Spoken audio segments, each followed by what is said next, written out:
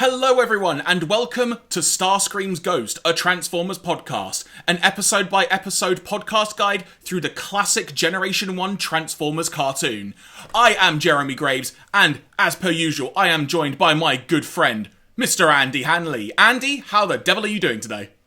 I'm doing very well. Life has been child's play, you could say. Ah, there you go. And we could say we uncovered a lot of secrets on the episodes we're talking about this week, didn't we? we did indeed. Some of which we will get into pretty early here, I think it's fair to say.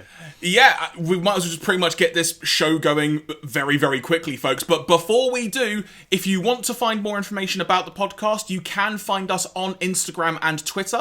We are the account username at StarscreamsPod. We've also got an email address, that being starscreamsghostpod@gmail.com. And the episodes that we watch each and every week are episodes as dictated by the Hasbro Pulse YouTube channel. That is because on that YouTube channel, you can legitimately watch every single episode of the US Transformers cartoon. And today, we are going to be talking about episodes 29 to 32. Yes, folks, we have actually got that far. It's pretty incredible to think about it. Of the second season, that have the following episode titles: The Secret of Omega Supreme, Child's Play, The Gambler, and The Search for Alpha Trion. Andy, this is potentially going to be quite a long podcast given the amount of info we're going to be talking about, so we'll sort of see how things are shaping up as we're going along. But just to put this out there, everybody, those are the episodes we are intending to talk about this week, but we'll see how long we go, because this might be a long one.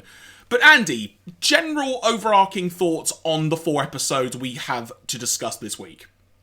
Yeah, it's a pretty fun set of episodes. Like, ironically, the one we and I were probably the most excited about is perhaps the weakest of the 4.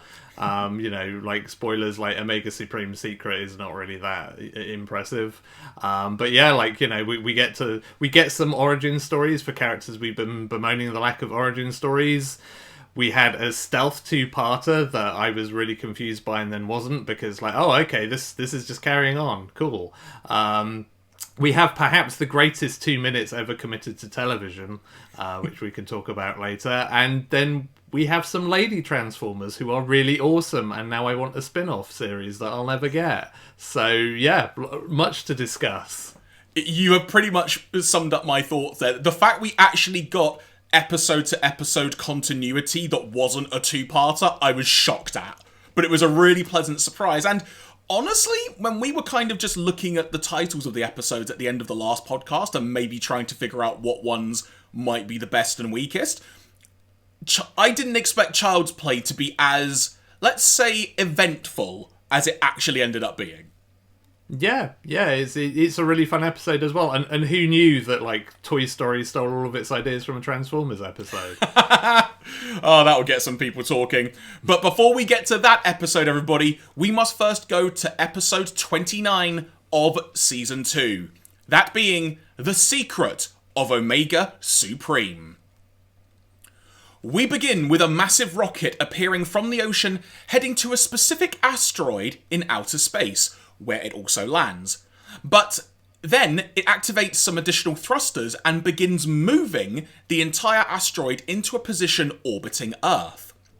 The asteroid is in position, as we hear from one of the Constructicons that appears from inside the rocket. We then see a dialogue exchange between Hook and Megatron that reveals the Constructicons are kicking the asteroid? That's not right. Kicking Asteroid would be a really good name for a podcast as well, by the way. I'll leave that in the edit, that was funny. But it reveals that they are mining the asteroid. That's a good typo on my notes there, everybody. They are mining the asteroid for ore. The first batch being transported in 2 hours. But notably, where Megatron is receiving this transmission from Hook, he is in the Decepticon underwater base. And I don't know if you noticed, Andy, but for a brief second, it really looked like Perceptor was standing next to him. I thought it looked more like Sideswipe, but it definitely looked like an Autobot. And so yeah, like, never mind the secret of Omega Supreme, what is the secret of Sideswipe and or Perceptor? Because there's something going on there as well. I did have a moment of just like, I quickly realized this was an animation error, but I had a brief moment of like, oh, is this going to be another one of these kind of stories of like, is the Autobot actually a traitor? But no, not really. But no, I think it was just an animation error, because I mean, even by the next shot, they're gone. So that was that. There was a brief moment where I thought, is the secret going to be that he knows who a traitor is? And he's been really, like, trying to hide it for ages. Yeah, like, maybe that's the big problem with this episode, is we're just, like, set up for disappointment from the get-go, because we'd written all this narrative in our heads that turned out to be completely false. Megatron instructs Astro Train to be ready to depart in 1 hour to take him to the asteroid as mentioned. We also find out that Soundwave has picked up readings about the ore on his scanners, and Megatron says it could solve all of their energy problems. Back in space, we see Andy's favourite Autobot, Cosmos, detecting powerful energy readings from the asteroid, and he relays this information to Autobot HQ. Prime instructs him to maintain radio silence. He then sees the Constructicons and proceeds to return to base. At Autobot HQ, Cosmos suggests that drawing the attention of the Constructicons while Power Glide leads an all-out assault, no pressure Power Glide, but Prime wants more definitive info, and quite, as I've written down here, Andy, he sternly directs Cosmos to get more solid info. This really does feel like Prime is having one of those days where he's not up for Cosmos's BS. Yeah, well, this episode in general, like, it seems like Optimus Prime has very little time for anyone's nonsense, because, like, he's kind of pretty short and sharp with everybody. Like, as we'll get into when he starts talking to Omega Supreme, he's basically just like, look, cut it out, give it to me straight. Like, he's not, there's no time for kind of dancing around anything here. Like, Optimus Prime clearly has something else that he wants to be doing with his day, not dealing with any of this. Prime then adds that until they get more definitive info, they are going to wait, but he will go and speak with, quote-unquote, the only other Autobot who can fly in space, Omega Supreme. We then see Prime, rather confusingly, head into a forest where he kind of just summons Omega Supreme, Andy. He just sort of calls out to him and then Omega Supreme just appears.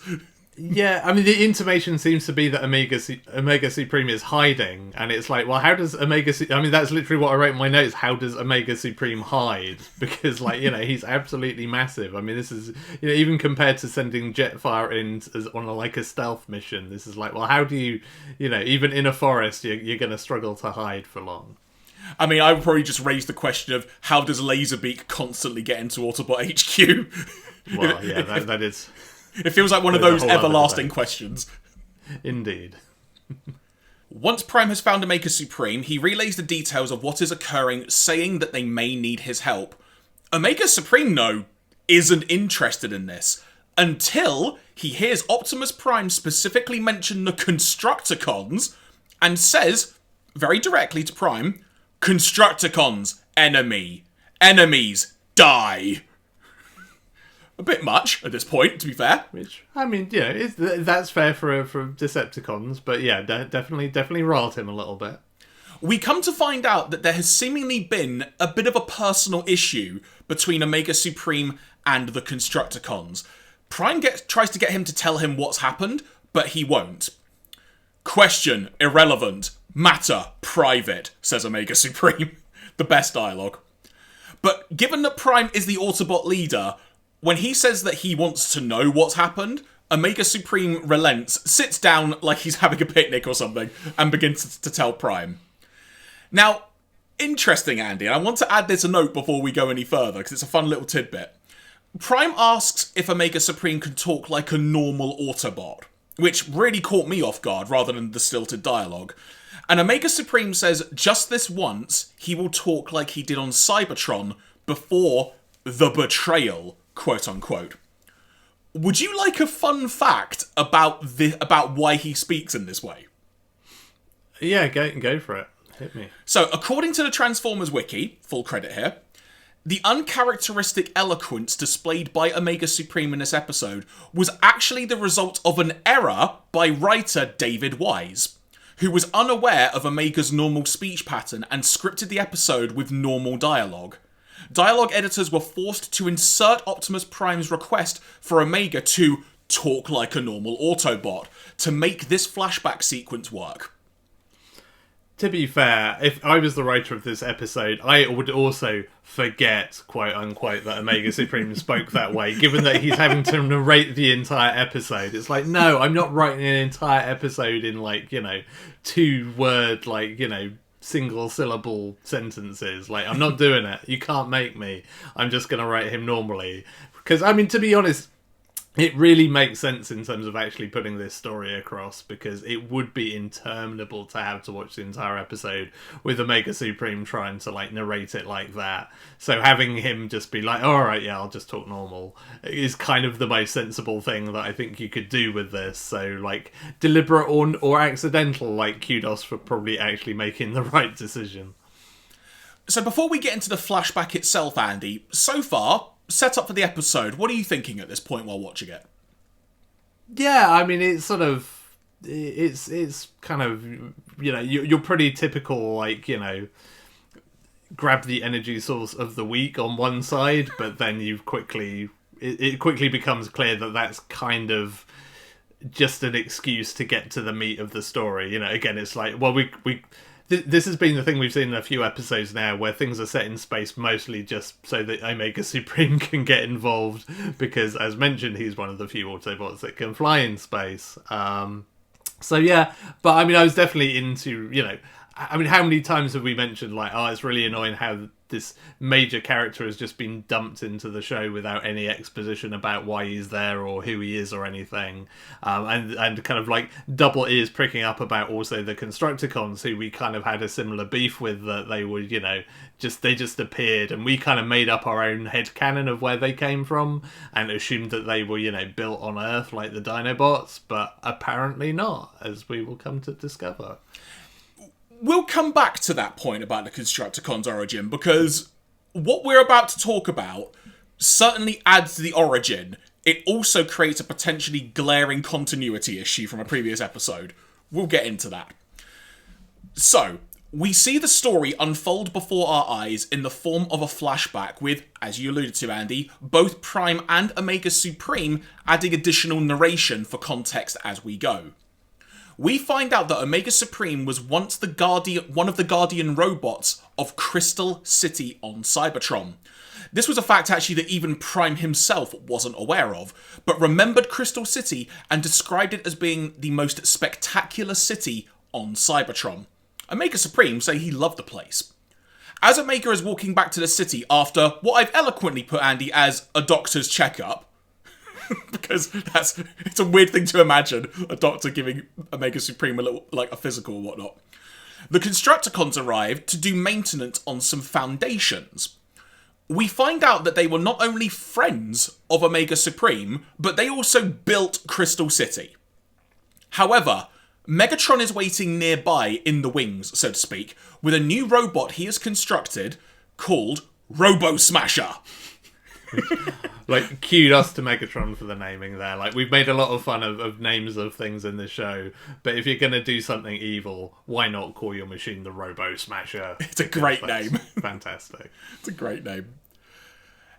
And it's a machine that immobilizes and reprograms Transformers for Megatron's uses, increasing his forces.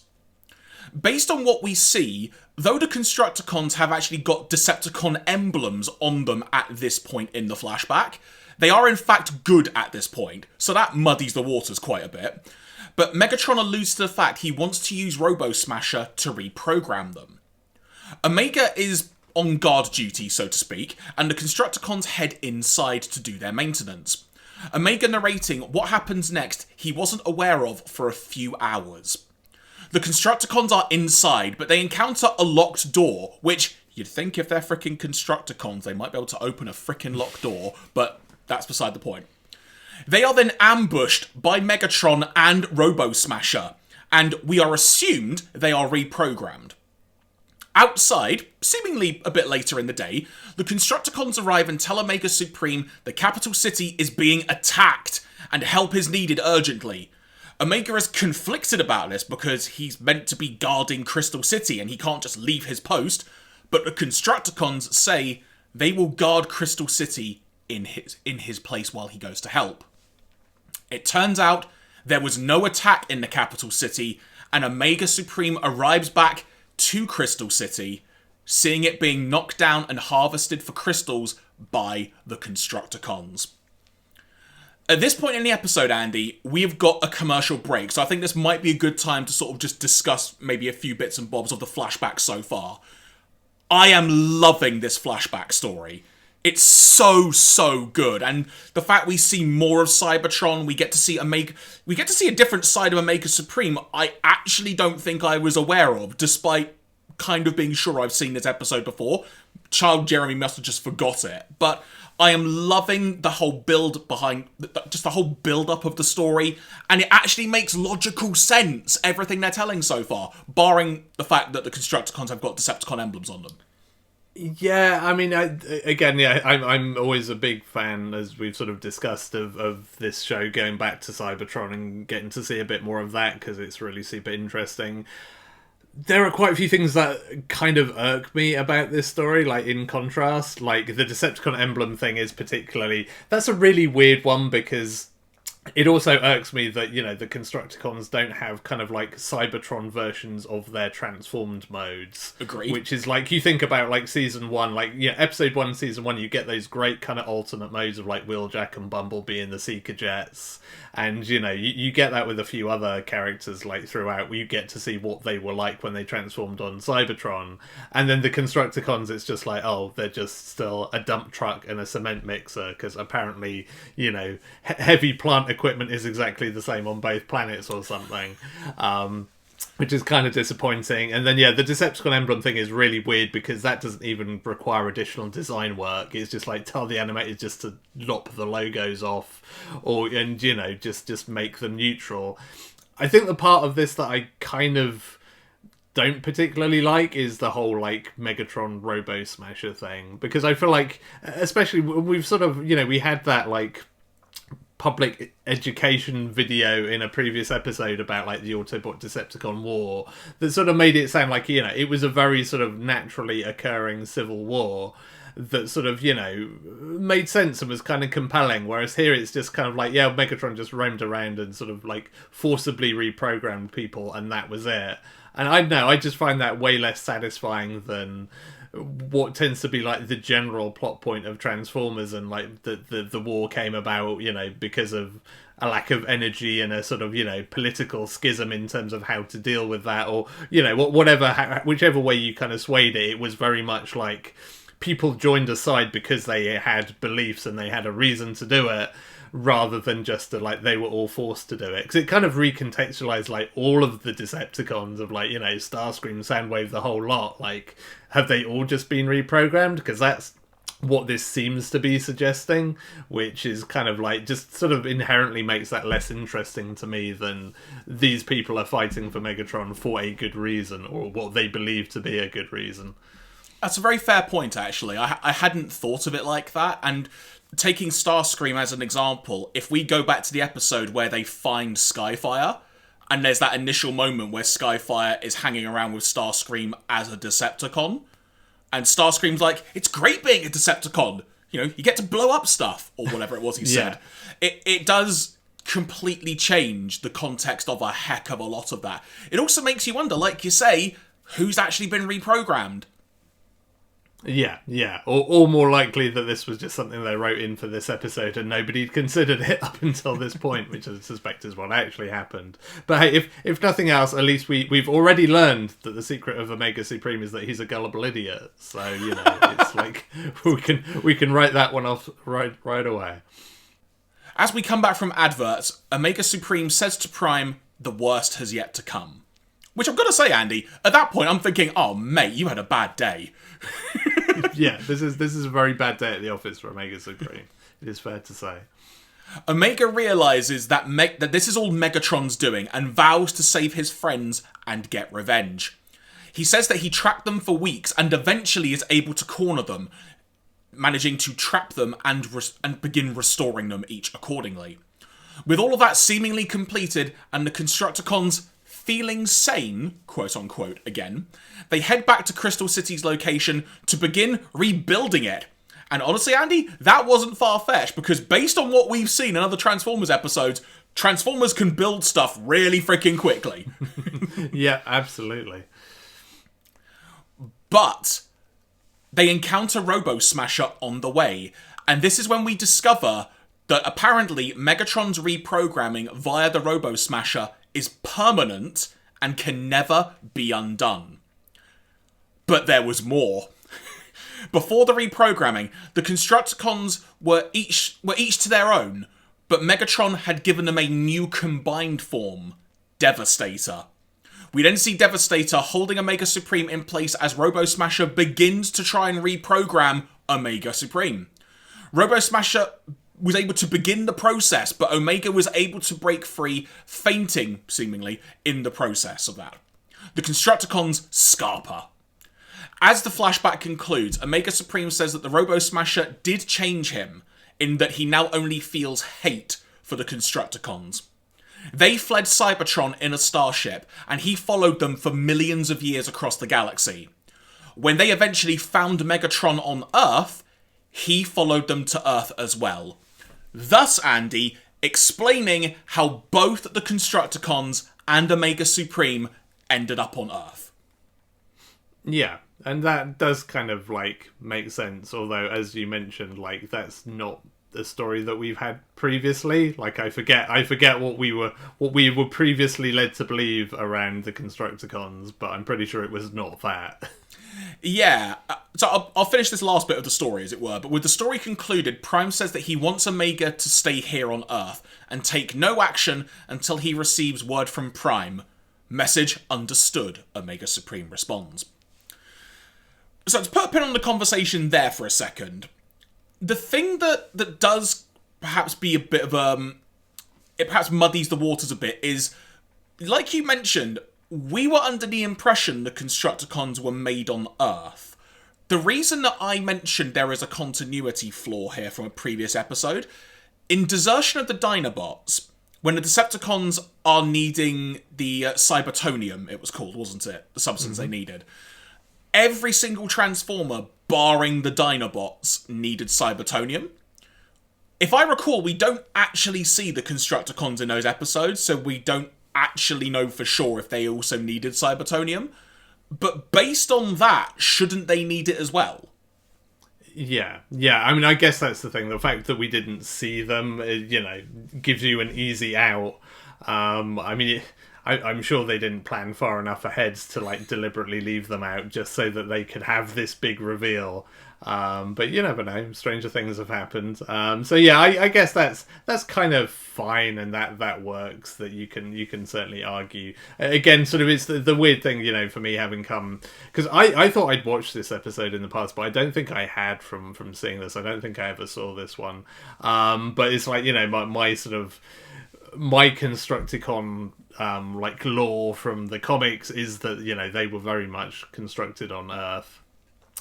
So it's sort of, it's kind of messes with my head a bit, the idea that they weren't. But yeah, I mean, that all kind of adds up because they weren't in Desertion, which I couldn't remember whether they were or not. But I feel like at some point it's sort of been like it's sort of been suggested that they weren't from Cybertron, but I guess they've never really said, like, explicitly one way or the other, so they get a pass on that one. But the flashback overall, though, again, we've got our differing points on what we feel about it, but I genuinely loved the entire story. I felt it actually really added a lot more to Omega Supreme, and the fact he's got this really strong hate for the Constructicons, it adds a whole new dynamic when you see them fighting each other at all now. Even like past fights where we've had little teasers of it, there's like a whole other, oh man, you really freaking hate them, don't you? Yeah. I mean, it's a sort of interesting thing you can do with kind of characters in this sort of setup where you can have these kind of grudge matches, and like again, the comics were really good at having some of those, some of which were kind of obvious. It's like, I mean, in the UK comics, like Galvatron v Ultra Magnus it was an obvious thing because it was two leaders, but also like it wasn't just like Optimus Prime and Megatron. Like Galvatron basically loses his mind and goes insane over the fact that he has to destroy Ultra Magnus, and spoilers, does repeatedly. But and I think it's like Megatron and Ratchet kind of turns into kind of this weird sort of rivalry where they don't actually kind of come face to face all that often in the comics, but there's this sort of thing that there's like a beef there between the two of them that's kind of interesting. So having that kind of thing always adds a little bit extra to proceedings. I do always like, I mean, much like the kind of Starscream and Skyfire thing, I do like that kind of like pre-war sort of Cybertron life of kind of like, oh no, like these guys used to be buddies and now they're on different sides of a conflict. Like, even though I don't necessarily like the way it's kind of pivots in this episode, like I still appreciate that, and it's kind of cute having the Constructicons and Omega Supreme having a nice chat of like, oh, how was your day? It was lovely. How was your day? Did you have a good weekend? And all of that, like, which is kind of like really sort of entertaining to see from a series that's normally just, you know, pew pew lasers and everybody trying to off one another. Another part of the story I really enjoyed is it's the fact that Megatron is the one that created Devastator. I think that's a really nice touch to the story, just to add Megatron's dark side, or darker side, of what else could he do to like win a war type situation. Yeah. I mean, that's the kind of thing that, you know, it would be a really, if you wanted to do like a sort of deep dark kind of episode or story or comic or whatever around, would be really interesting, of just like, you know, the birth of Devastator and like maybe the mental effect that it has on the Constructicons. Because if it was a forced thing that they like have to combine, you know, and we've sort of seen like, you know, we've seen the Constructicons kind of being like a bit snarky at each other in other episodes. Like, there's a really interesting thing you could do there with their kind of like, you know, having to share maybe the same mind space basically when they combine. But hey, I'm just here writing my own Transformers fan fiction, so I should probably stop. We then cut to Astro Train departing for and arriving on the asteroid that we mentioned earlier, and is loaded up with the Mind Ore. Now, remember how Andy's favourite Autobot, Cosmos, was charged with getting more info? He is sneaking around and does a Cosmos thing in that he tries to steal some of the ore loaded onto Astro Train, slips on a non-existent banana peel, crashes in a heap on the floor, and then scurries away quickly, with seemingly Astro Train not noticing. Yeah, I mean, it kind of, the suggestion when he gets back to like the Ark is that he was noticed, and that it's like, yeah, I got what I wanted, I got the evidence I needed, but yeah, they spotted me. To be fair, this was the point that kind of turned me around on just like feeling sorry for Cosmos, because clearly like clearly it's the writers that have got it in for him at this point. Like, you know, there were some episodes where you felt like there was kind of a necessity to Cosmos kind of like maybe not quite knocking it out the park, and so it sort of made sense as like an in-character thing. But now, like you say, there was absolutely no reason for him to fail this mission at the final hurdle, but somehow he still managed to do it. And it's like, oh, you're just being mean to him now. Like, this is, you know, you could have just had him complete this task successfully and say, yeah, here you go. And, you know, it would have had no functional effect on the story one way or the other. But no, you had to make Cosmos mess it up. So poor Cosmos is my angle for this episode. As you mentioned, Cosmos presents to Prime the ore that he took from Astro Train, and Prime is happy with this, but tells him to get back to the asteroid again, which Cosmos is less than pleased about. It's the equivalent of a child going, "What, again?" Because Prime wants to know where the refinery is the Decepticons have got. Perceptor then conducts a spectrographic analysis of the ore, and Teletran confirms it's high in energy, but its origin unknown. Knowing what the Decepticons are after, Prime tells Omega Supreme to go and have a fight with the Constructicons and destroy the asteroid. Omega Supreme's response, "Revenge, soon." Anticipation, high. Vengeance, good. It's almost like a Batman line, isn't it? However, just as Omega takes off into space, Prime receives additional info from Teletran, saying that the ore has organic nature, meaning it's alive. That was a nice little curveball. I like that for a bit of a storyline twist, Andy, because it's certainly now, it adds that other dynamic for Omega Supreme of, he just wants to beat some Constructicon arse, quite frankly. And then he's got to destroy the asteroid, but now it's a question of, can Prime get through to him? It's a nice little dilemma they've got there. Yeah, it would have been a much nicer dilemma if Optimus Prime hadn't sacrificed an entire insect planet last week. Just for, like, you know, just on a whim. Because, like, that was my first thought of just like, oh, last episode, it was fine to destroy an organic planet full of living things because it was convenient to, you know, your immediate concerns. This week, apparently, nope, can't do that. Can't blow up the organic matter. So, yeah, I mean, you know, I'm not here to call out the hypocrisy, but Optimus Prime is a hypocrite. Prime, we've got your number!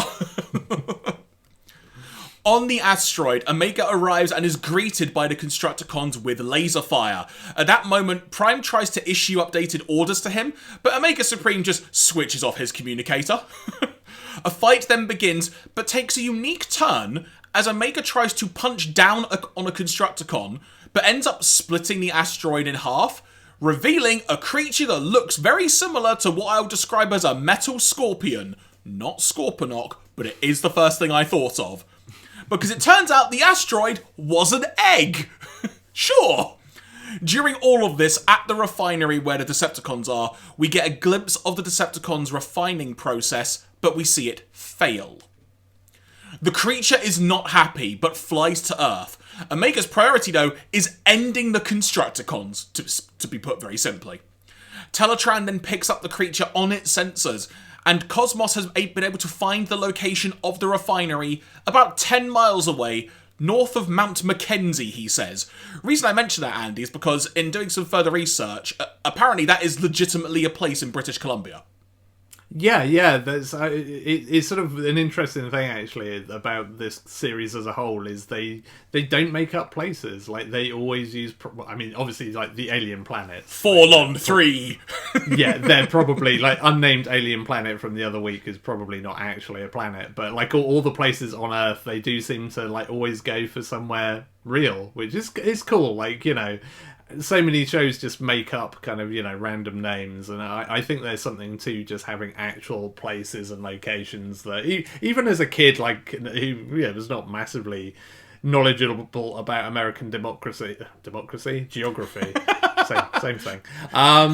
You know, I always appreciated that. Oh, these are actual places, and you know, you could look them up in an encyclopedia or whatever, an atlas. That's the word. It's interesting you mentioned about the real places as well, because then the creature is bound for San Francisco on the western coast of the US. So we're now going to not only Canada in this episode, but also America. Or rather, the west coast of America, I should say specifically. Yeah, getting around. I can't remember the entire context of this, but I did make a note here about Megatron using the phrase energy juice, which I thought was very funny.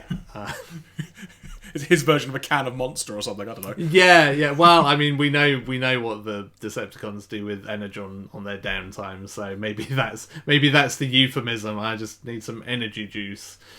Drunk Decepticons. Go back and watch the episode Microbots, I think it was, everyone. It was a wild ride. So the Autobots roll out for San Francisco. But then Teletran updates Prime, because Prime's not got enough going on already today, telling him that the egg is also a source of the creature's food. So the creature needs to be returned to the egg, which only Omega Supreme can do, because Prime didn't have a difficult enough day as it was. The Autobots arrive on what I think is the Golden Gate Bridge. It looked like it had seen better days, quite frankly, and it hadn't even been attacked yet. And they make for the creature, which begins eating a building. We then see a fight between the Autobots and the creature, but it is abundantly clear this creature, which is unnamed, I should also say for the record, it is far too powerful. We cut to the Arctic, quote unquote. where we get to see Omega and Devastator, albeit briefly, have a fight. Prime interrupts Omega at this point, and has to reason with him, highlighting that the situation in San Francisco is more important than trying to prevent from what happened in the story he mentioned earlier on Cybertron happening again. He caused the creature to hatch, so it is his responsibility to fix it. From Optimus Prime, quote unquote, San Francisco is going to be destroyed. Are you going to let it all happen again for something as useless as revenge? What a quote, Andy. Yeah. Again, Optimus Prime really not messing around in this episode. Omega agrees, and during all of this conversation, the Constructicons have overheard this and relay the information to Megatron, making a quick getaway. Megatron tells Hook, once they have arrived to tell him more, to convert the generator, that they were using as a refinery item, into a laser blaster, so they could destroy the asteroid with it. We then see the creature causing all sorts of carnage in downtown San Francisco. Beachcomber saying, "Relax, man. Remember, we're all one with the universe." Trax responding with, "We're about to become one with the pavement. Duck!" But then Omega Supreme arrives on the asteroid, it should be said as well, and is able to lead the creature seemingly back into the sky or space. It's kind of difficult to tell at this point. And Megatron is about to fire the blaster, but Prime arrives and single-handedly takes out this new device with, as we've seen but in previous episodes, Andy, his ridiculously incredibly accurate sharpshooting skills from an obscene distance away with his hand cannon. Yeah, just no scopes it, just like that. It's impressive sniping. We see the creature devour the asteroid and fly away into space, we assume never to be seen again. On the Golden Gate Bridge, Prime thanks Omega for his help and hopes that one day, despite his feelings having been taken away, he hopes he'll see there are more important things in life than revenge. Omega Supreme's response as the episode ends? Possibility growing. And he seems to shed a tear. Right?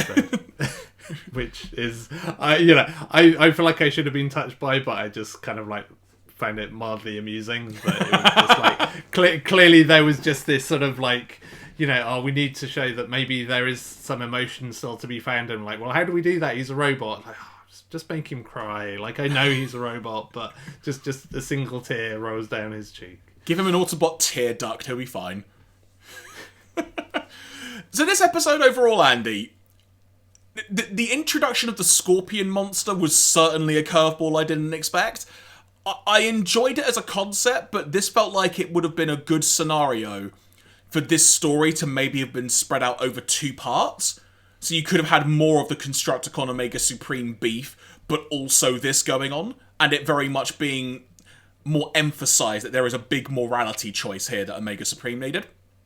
Yeah, I mean, it feels like 2 stories kind of slammed together into one, because, that you have the whole backstory, it feels like it should almost take up an episode on its own, and then, you have the whole asteroid thing going on, which also feels like an episode's worth of content, and it does an alright job of kind of reconciling the two and keeping them together, and they're both reasonably solid from a storytelling perspective, like, beyond my kind of gripes with, what some of it means for the bigger picture stuff. But yeah, it was a fine and decent episode. This is another episode I think that really suffered from like animation quality issues, like especially towards, not just animation actually, towards the end of this episode the editing is a real mess on it.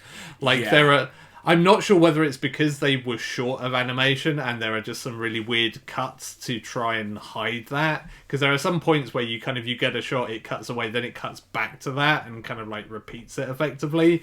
And I'm not sure whether that was just an error in their like editing suite or whether they were just short of like cuts of animation and were just making do and splicing stuff together. But that really doesn't help like to put some of the like the climactic parts of this story together, because it feels kind of clumpy, and just generally like it's not the best looking episode. And again, I mean, not to rag on the whole Constructicons not having sort of Cybertron vehicle modes, but like final episode we'll be talking about on this podcast, like, we get some really awesome character design work, and it's like, man, I wish they'd put that into doing the Constructicons as well and giving them a different, vehicle mode, because that would have been cool to see. But so this sort of felt like, it was a bit of a slammed together episode, but it does all right off the back of that. Probably the weakest of these 4 episodes we're talking about here, but not a bad one by any stretch. Which, who would have thought we'd be saying that an episode called The Secret of Omega Supreme might be the weakest of this batch?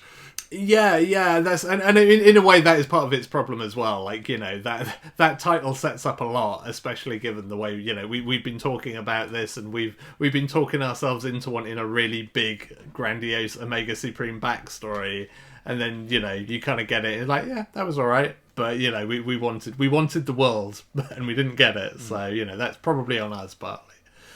It's funny you mentioned about, like, the animation quality, because I noticed that as well, and interesting trivia note for you from the TF Wiki about this. The episode's animation plays out as though the budget ran out about halfway through. While early on we get lovely shots of Omega looming over Prime and Astro Train launching from Decepticon headquarters, later on multiple shots are recycled to increasingly nonsensical effect. Omega's capture of the Constructicons, for example, contains 2 different shots we saw just a couple of scenes back.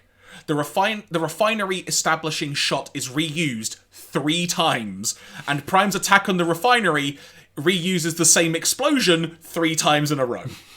Yeah, it's a real struggle, but hey, what can you do? Sometimes you got tight deadlines, and you just got to do what you can. Exactly. But from there, everybody, it is time to move on to our next episode. That being episode 30 of Season 2, Child's Play.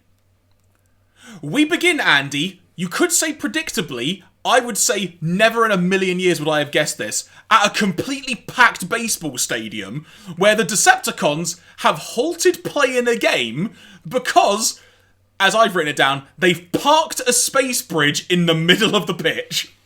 Yeah, I mean, this is what, when I said that this is like the 2 greatest minutes ever committed to television, this is what I'm talking about. Like, this whole, like, the opening scenes of this episode are absolutely tremendous. Like, they are complete nonsense and incredibly stupid, but oh my god, they're so fun. Write down, I mean, did you write down the opening line from, like, the baseball coach guy? Because that just sets the scene so beautifully. Do you know what? I didn't write it down in hindsight, so, but did you? Or I did, yeah. Like, the opening line, like, spoken at great volume, is just this, like, baseball coach saying, "As general manager of this stadium, I respectfully request that you allow us to play ball."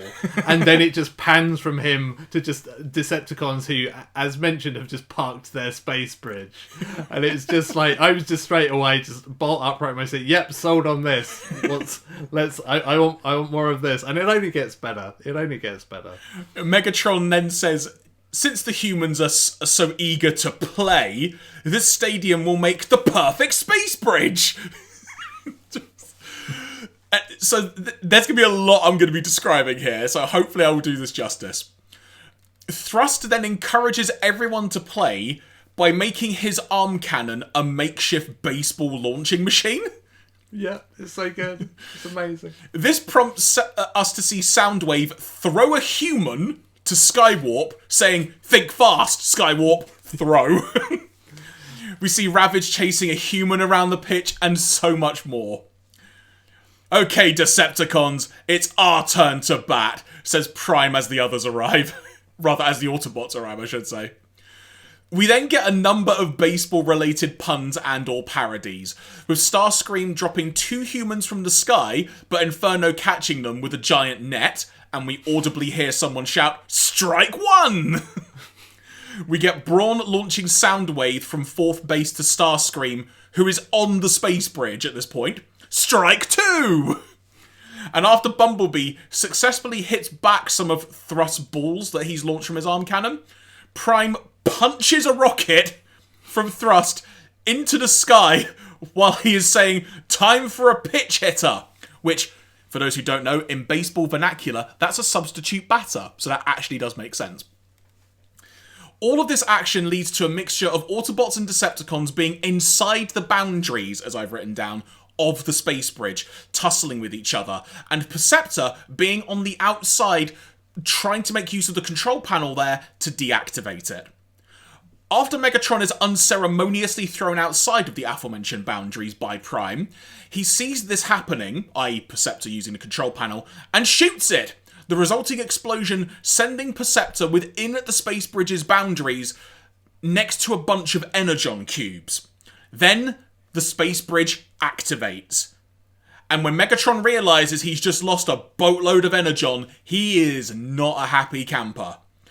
But then we see Prime and a bunch of other Transformers as well floating through the, as I've written down, the transport void of the space bridge. I'm going to stop there, Andy, for a second, because there's probably more we need to unpack here. Like you say, we've talked a lot of Transformers in all of the episodes that we have done so far covering the show. If you want a mental 2 minutes, like you've alluded to, this is the 2 minutes you should go out of your way just to watch during a lunch break or something. It's freaking great. Yeah. I mean, that almost the problem with this episode is, like, at that point I was like, well, nothing can top this. Like, you've already, like, this should have been the end of the episode, maybe not the start, because yeah, like, it's, and again, I mean, having kind of ragged on the animation quality of the previous episode, this feels like a bunch of scenes where the animators were having a lot of fun with it. Like, you know, it really goes for it. It sells it all. Lots of good kind of like slapstick, you know, people falling around, all the baseball puns. My favourite moment that kind of tops all this off at the end is when, the space bridge activates and Megatron's like, my Energon cubes are gone. It's like, half your troops are gone, Megatron. Like, never mind the Energon cubes. Like, they've all disappeared into the void. But he's just more worried about his next drink, I guess. But yeah, like, as openings go, like, you know, it just... I mean, it's partly as well, I think, because we've had quite a lot of episodes in Season 2 that are quite slow starters. They're quite quiet, you know, there's not much going on, and they build to something. Whereas this just drops you, like, in medias res into this massive... Never thought I'd say that on a Transformers podcast. In medias res, into the middle of just insanity and just everything kicking off.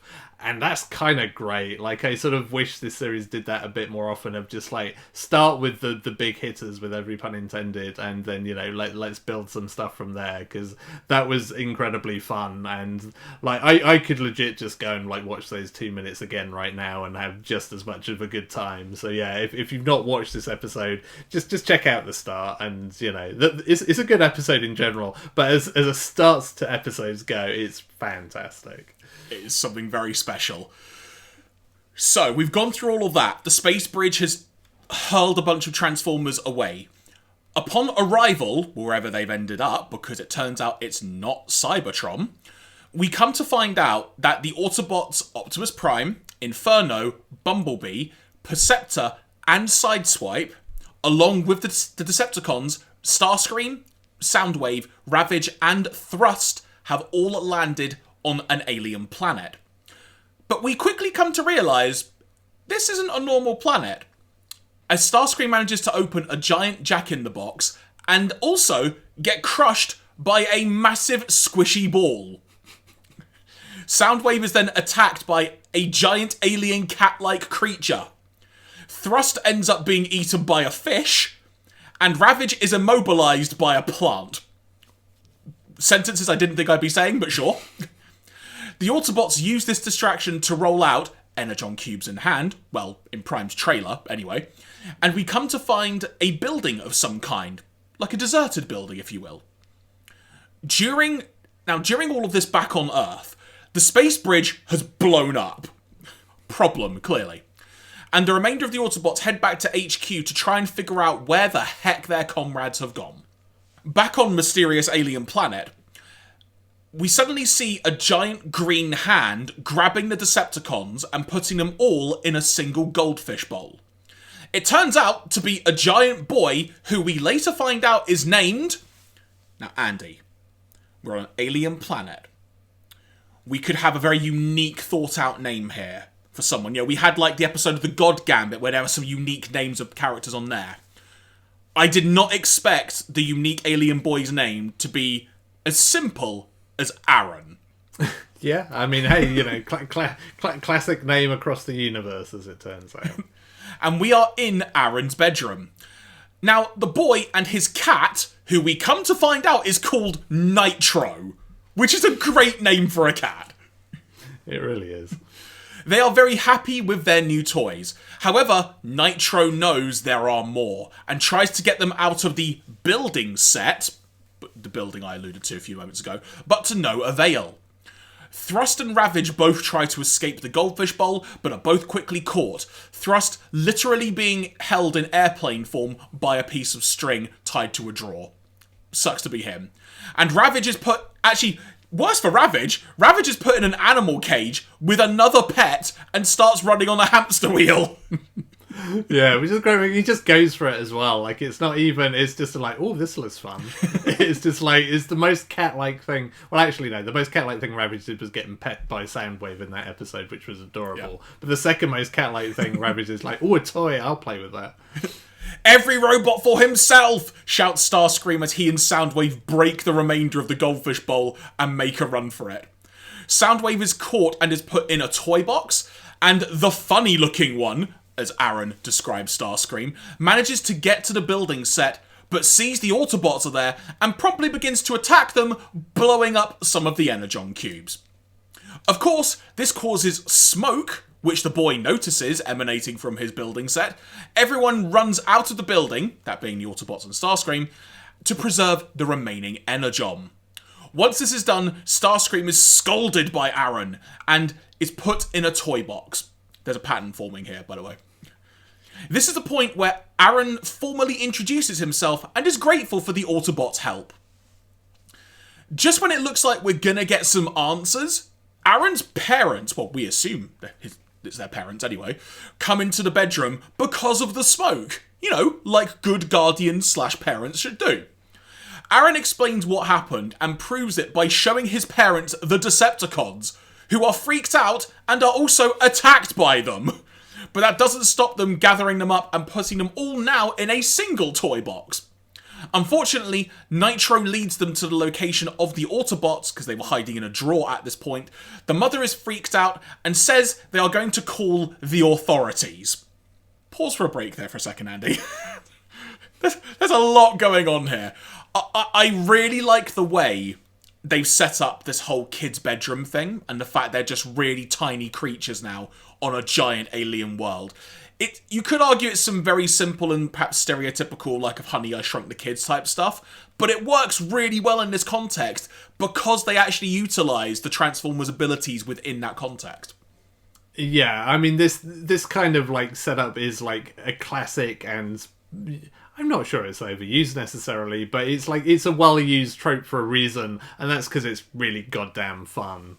And it's played pretty well. I mean, again, talking about kind of the animation quality of this episode compared to others, like even in terms of like the storyboarding and how this pans out, like it gets it just right of, you know, you think, okay, they've ended up in some weird planet. Okay, there's something not quite right here. And then you get that, like, oh, I know what's going on here, like, realization. And it kind of layers that really well.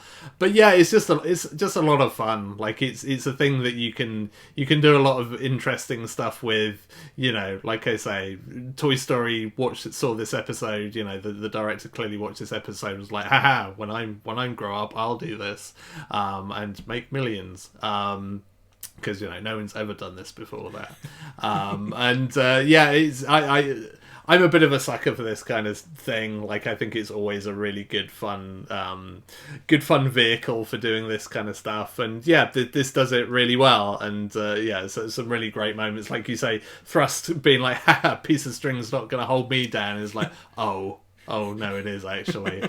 You know, all of that stuff is really good, and you know, it's also just a really sort of interesting twist on the norm of, like, you know, the Transformers are usually the most powerful beings in the room in any given situation, and suddenly, you know, they're literal playthings, and it's just a really fun kind of twist on that I can very much get behind. Back on Earth, because yeah, that's still a thing, folks, we see Chip, now back in his traditional brown jacket, I noted, Andy, not his random blue one he wore for a couple of episodes, with Spike and the other Autobots all not able to determine where the heck their friends are. We then cut back to the alien planet, where a man of some kind, from the Authority, are having a closer look at the Decepticons, but have restrained them to a table. It's quite weird. They decide that they need to dissect them, much to Aaron's horror. But before they can do it, Aaron grabs the Autobots. At this point, they're all confined in a small box and runs off. Evading chasing police officers, Authority officers, he is approached by someone he knows named Marty. And we come to find out Marty is a bully, most likely a spoiled brat. The Autobots manage to conceal themselves by jumping into a bin. And Marty eventually just leaves after he is trying to just figure out what the heck is so special that Aaron's holding. But obviously nothing's there now because they're gone. Once they've successfully evaded Marty, they determine that they can use Aaron's dad's telescope to hopefully figure out where the heck they are in the galaxy. Meanwhile, back at the dissection table, Ravage is able to free himself and frees the other Decepticons, and there is a wonderful moment where all the Decepticons are then flying through the air, and the way Ravage flies is literally running through the air. Yeah, it's... I mean, all I wrote is just Ravage flying ... because I wasn't really sure what else to say about it, and that remains the case. I'm not really sure what to say about it other than to acknowledge it's a thing, and maybe he should have just gone in Soundwave like normal because it looks weird. Also worth noting that at this point, Soundwave overhears the conversation about the telescope that I mentioned a moment ago. The authorities catch up to Aaron, and so the Autobots jump down into a sewer, immediately making me wonder, are we going to get the Ninja Turtles? But clearly not. With their goal being to meet up with Aaron back at his house. Because, Andy, if there's one thing that we know for sure, the Autobots know exactly how to get back to Aaron's house via a sewer. Yeah, I mean, I'm sure there's some kind of, like, Autobot science to this, but we are not privy to that, so we'll just have to assume that that's what's happened. The Decepticons follow. We then get some sewer fighting, including a random moment where Perceptor, wielding a pencil, is fighting Soundwave with a pipe.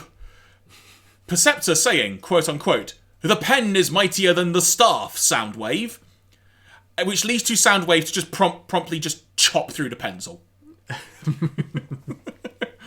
But you know what else you find in a sewer in any galaxy, Andy? Rats. And we see a space rat that is quickly fended off, but Bumblebee and Soundwave are then pushed into a sewer drain whirlpool. Inferno's ladder coming in handy to get Bumblebee out of the pinch. Soundwave is just fine. We don't know how. But now a massive tidal wave of water approaches. The Decepticons fly away, because they can, and obviously it's now been established, despite what occurred in Season 1, the Autobots can't. So the Autobots literally ride a storm in a teacup to get back outside to make for Aaron's house. I'll pause there for a sec, Andy. Anything you would like to add based on what we've seen just then?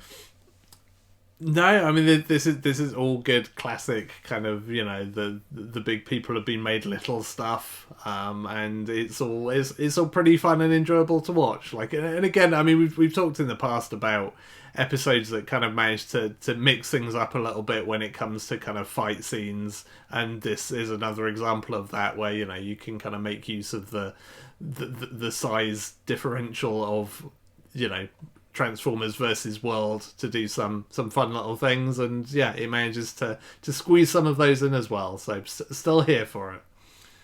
At Aaron's house, it's now night time, and Nitro the cat helps the Autobots find Aaron. Perceptor quickly surmises how they can use the telescope to get home using the Energon cubes, which, conveniently, Aaron had safely stored away through all of this commotion. As they activate the telescope, the Decepticons arrive. They take Bumblebee hostage briefly, and then commandeer the telescope and the Energon cubes, and use that to get home and transport away. The Autobots are now stranded. The Decepticons arrive back on Earth, and are promptly attacked by crocodiles. They are also having a good day.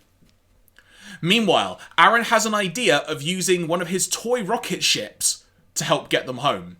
Perceptor takes a look at it and is inspired and starts sort of babbling off some big techno jargon, to which Prime just says, "Perceptor, just do it." Yeah, it's one of the things that I enjoy. Again, like, sassy Optimus Prime not in the mood for any of this, because he does this a couple of times in this episode. Like, he when the whole telescope thing comes up and like Perceptor like waxes lyrical about it, and Optimus Prime says, "Don't tell us about it, just do it." And then even more forcefully in this case, it's just like, "Perceptor, just do it, just shut up." And it's just I enjoy his like instant exasperation about Perceptor, which, you know, is a recurring thing in this show, but Optimus Prime particularly just has no time for it in this episode. Speaking of Perceptor, actually, quick little sidebar. I did like the way that we've now randomly established that in microscope form, Perceptor can just travel around like a car. Yeah, I mean, it's just microscope on wheels. Sure, like what more could you ask for? So they prepare the rocket. Perceptor has done his thing. The rocket takes off. And they head home, and Aaron is genuinely really happy that he's been able to help them. There's some really ropey animation as this is happening, and that's where the episode ends. Yeah, so I was super like dissatisfied for a few instances until I was so angry, Andy. I was so angry. Yeah, it's just such a weird like non-ending. I mean, I absolutely love like what they do with the Decepticons in this episode, that they just land and just immediately get attacked by alligators. It's hilarious, and again, it's a really good bookend to the whole like baseball nonsense at the start, to just have like alligator like reptile nonsense at the end. But yeah, I mean, whoever was layering the cells for the animation here was clearly like doing it at like 5 o'clock on a Friday night and really wanted to get home, because no care was taken in layering those cells in the correct fashion, and it just all turned into a complete mess. But yeah, I was just like, you can't just end it like this. Like, do they get home? Like, what's going on here? And then I started the next episode and my questions were answered. So like, well done for your stealth two-parter, Transformers. It's really funny because I watched this episode but then didn't watch episode 31 until the day after. So I was still kind of salty for like a day, I think it was. Like, just thinking, they're just going to go back to, they're just going to be on Earth, it's all going to be fine, you know, they clearly just got back, it's like, fine, we'll never actually know what happened, like it's a deleted scene lost in the annals of time somewhere. Yeah, I mean, that's exactly what I assumed was going to happen from this. And I mean, at least you got the full kind of like kid watching this on TV experience, you know, having to wait until the next day to figure out what the heck is, why is the story ended like this, and then suddenly you are surprised to learn that actually the journey continues. And the journey continues in episode 31 of season 2, The Gambler. Because this episode begins in space looking at a rocket ship. Because as we've talked about, there's freaking continuity. It's even the same Autobot inside the ship, which I was half expecting to not be the case. Yep, my first note for this episode is, oh wait, it's not over. Unfortunately for them, the rocket breaks down. But suddenly, their ship is captured and loaded into another ship.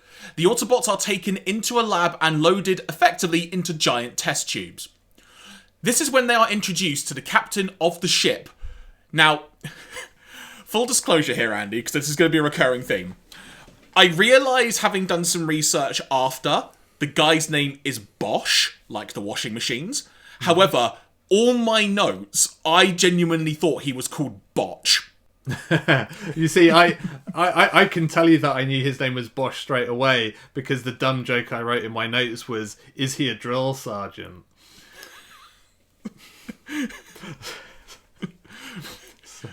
So yeah, like if anybody is making a Transformers themed set of Christmas crackers and is looking to hire somebody to write the contents of said crackers, I am available for freelance work. Starscreamsghostpod@gmail.com. Drop us an email.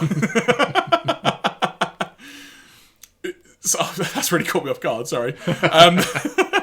So I would try and say Bosch, but I'm telling you now, people, I'm just going to say Botch over and over, because that's all I can think of now. Botch, he quickly activates the device and says, quote unquote, "Your weapons deactivated, your inherent powers nullified, and your free will is suspended. Ta-da! Instant slaves!" I like this guy. I mean, again, you think about all the nefarious plans that Megatron's launched that has taken, entire episodes, multiple episodes to almost come to fruition and go wrong. This guy's just like, wham bang, you're slaves now, job done. And if only one of his pesky machines didn't break down, he'd have been home and dry. So, the machine has been activated, and it's working on all the Autobots, barring Smokescreen, which, sidebar, Andy, I don't think we actually mentioned that Smokescreen was one of the Autobots in the last episode, because he's literally never name-checked and doesn't say anything. Yeah, which is pretty typical Smokescreen in this series. This episode made me realise that normally the only time Smokescreen appears is when a smokescreen is required. That's literally, I mean, it's kind of the opposite of You Had One Job. Smokescreen does have one job. He always does it. He always does the smokescreen thing, but it's the only time he ever gets called into the series, which is why I think it's why I inherently like this episode from the get-go, because it's like, yay, Smokescreen gets an episode that isn't just him making a smokescreen. So go for it. Knock him out. So Smokescreen manages to break out before being captured again and discovers that Botch's plan... Sorry, I am literally going to be saying Botch the whole time. Discovers that Bosch's plan is to sell them for Energon. Now, interesting, Andy, I think this is the first time we've come to discover in the universe of Transformers that Energon is a form of currency, effectively. Yeah. I mean, I think it sort of turns into more of a recurring thing as it goes. The interesting part about this is you kind of, as you go through Transformers, you see it as a currency amongst kind of robotic beings, but Bosch isn't one of those. He's just a human, but it still seems that, they're dealing in energons. So, convenient for the plot as it turns out, but kind of an interesting little thing to note. Now, this is where the gambler part of the title of this episode comes into play, as Bosch has a slot machine in his lab that he loses despite saying he rigged it so he would win. That's... There's a lot we can say about that on its own, but I'm just going to carry on. Yeah, apparently he can make a machine that strips beings of all of their free will and abilities on a whim, but slot machine, nah, just too difficult, apparently. Cue Smokescreen to say that he could show him how it's done. Bosch telling him, "Very well, but if you lose your existence." No pressure. He says in response, Smokescreen, "I love a good sport." And we see kind of a cable of some kind appear from his wrist and attach itself to the machine, which he then wins, meaning he cheated. Bosch says,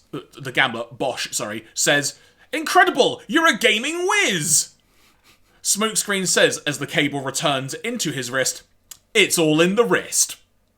Yeah, that was a good line. Not sure it kind of glosses over the fact that an Autobot is cheating, which again seems... I mean, hey, Optimus Prime destroyed a planet of insects a few episodes ago. I should probably, get over the fact that sometimes there are grey areas in these things, but, it just doesn't seem like a very Autobot thing to do, is all I'm saying. Bosch realises that he could get a lot of Energon chips with Smokescreen's help. Just to put it out there now, folks, it is literally referred to as Energon chips throughout the entire episode because that's the currency element of it. And they agreed they are to head to the planet Monarchus. Which, apparently, Andy, is the biggest gambling asteroid in the galaxy. Yeah, I mean, kudos for going Monarchus and not Las Venus or something. Las Vegas or something. Yeah. And Bosch wants to utilise Sideswipe's talent, quote unquote, to win big and get enough Energon to fuel his freighter. Smokescreen making it clear he wants his friends returned to normal if he helps. Bosch kind of going, yeah, sure. Kind of me thinking, okay, I think I can see where this is going to go. But either way, a mutual agreement between the two is arranged. Suddenly, Bosch fires a beam at the slave-prepped Autobots and shrinks them to a tiny size, because they clearly haven't had enough troubles trying not to be tiny already, and are then put in a box for safekeeping on their trip. Because it's agreed that those 4 Autobots are going to be used as collateral for this endeavour. Risky, Andy. It's a risky play by Smokescreen, but, you know, what are you going to do?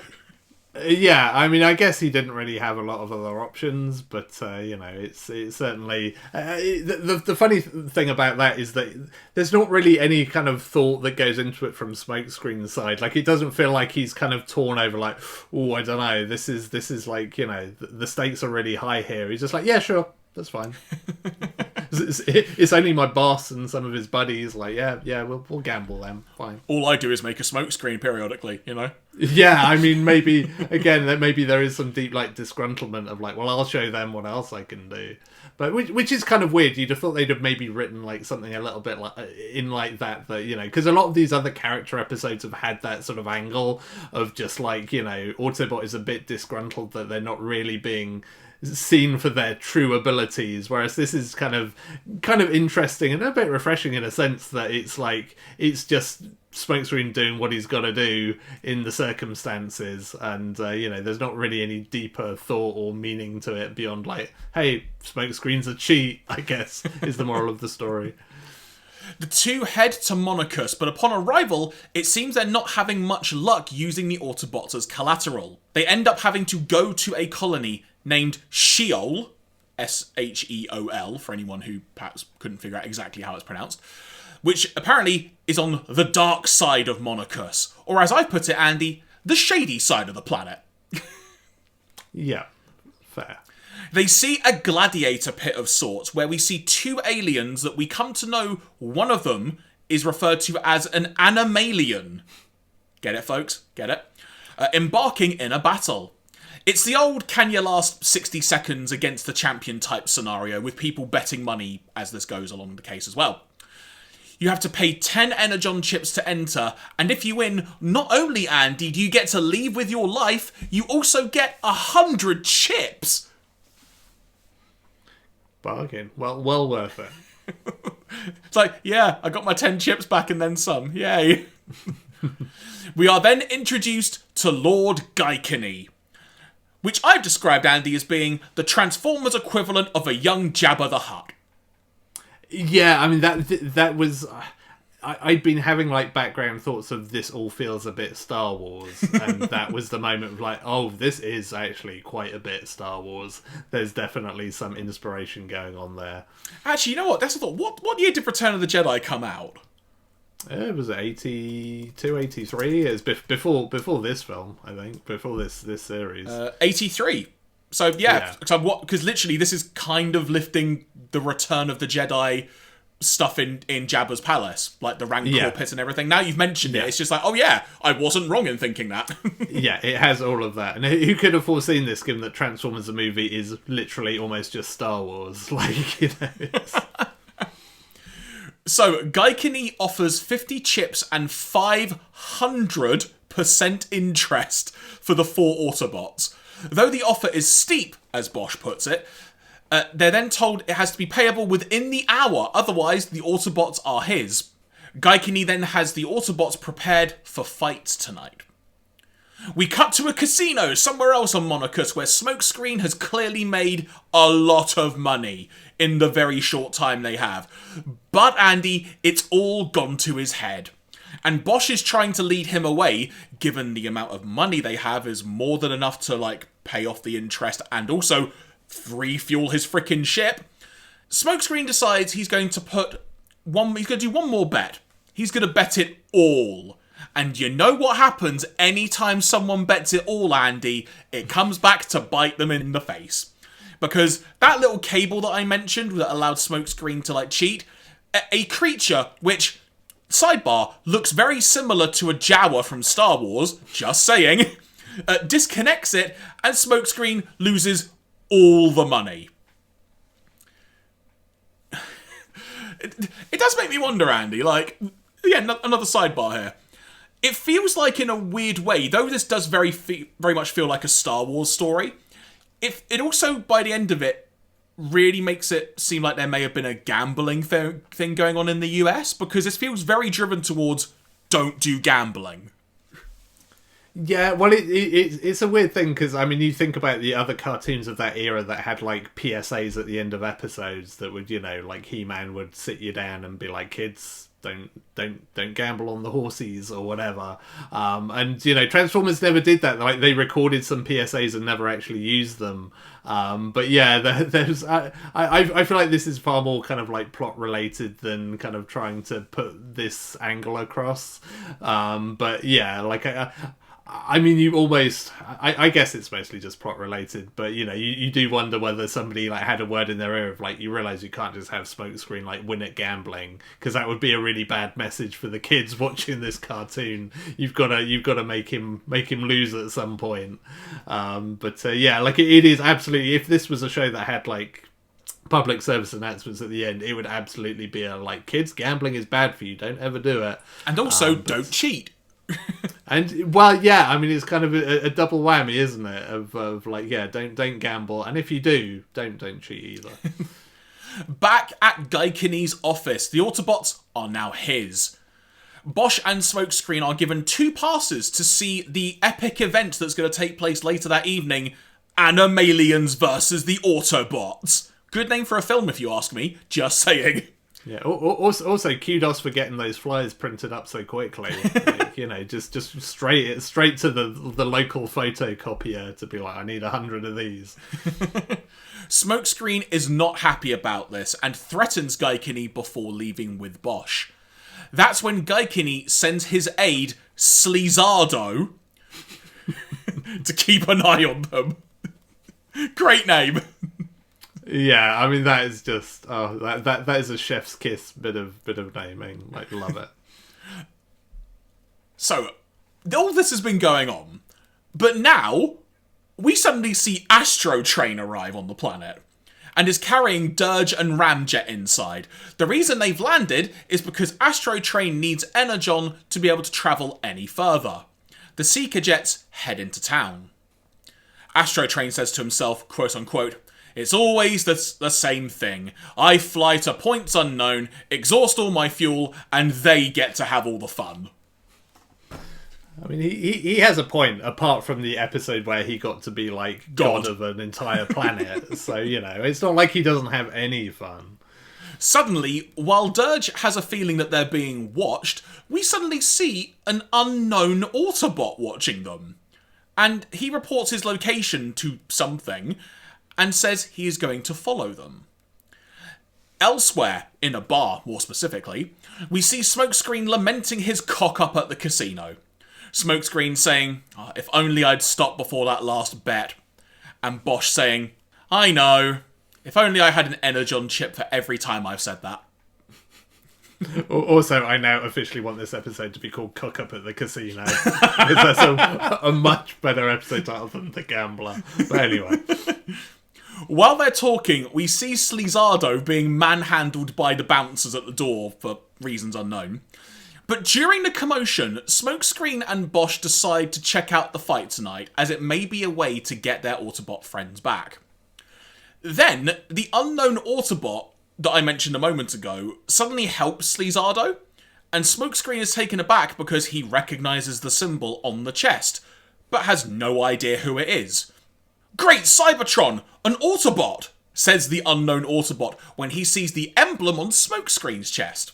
We come to find out the unknown Autobot is named Devcon, not Defcon, D-E-V, Devcon, who left Cybertron millions of years ago during the Great War, he says. And then suddenly, Sleazardo is pledging his eternal gratitude and loyalty for saving his life, quote unquote, according to Bosch. And is doing so to Devcon, but Devcon ain't having none of it and just throws him away. It's like, alright mate, calm down. Devcon goes on to say that he is a bounty hunter now, and is searching for Decepticons who must be brought to justice, specifically naming Astro Train, Ramjet, and Dirge. Smokescreen has a guess where they might be. At Gaikini's office, dialogue between the two Seeker jets and Gaikini implies there's some kind of Energon-related business dealings going on between Gaikini and Megatron, with the Seekers saying that they've been hearing rumours that Gaikini's been shortchanging Megatron, which Gaikini nervously denies. The Seekers then notice the passers to the fight tonight and decide this is a show they can't miss. Let's stop there for a second, Andy, because we've covered a heck of a lot there. So I guess the big discussion points, I think, from all of this are, well, obviously we've established how bad Smokescreen is at gambling, but there's also the element of, we've got DevCon, this unknown Autobot who's a bounty hunter, but also seemingly Megatron's running an intergalactic Energon, like, black market trading ring. Yeah, I mean, this is one of the things I like about Season 2 and the fact that we can now go off-planet. Like, thank you, Omega Supreme Cosmos and Astro Train for enabling this. Because, like, it does... it's one of the fun things that the comics does as well, is once it gets the opportunity to go, like, off-planet and away from Earth, not only do you get Cybertron stuff, but you also get this kind of interesting, universe build-up. And I really like all that kind of stuff.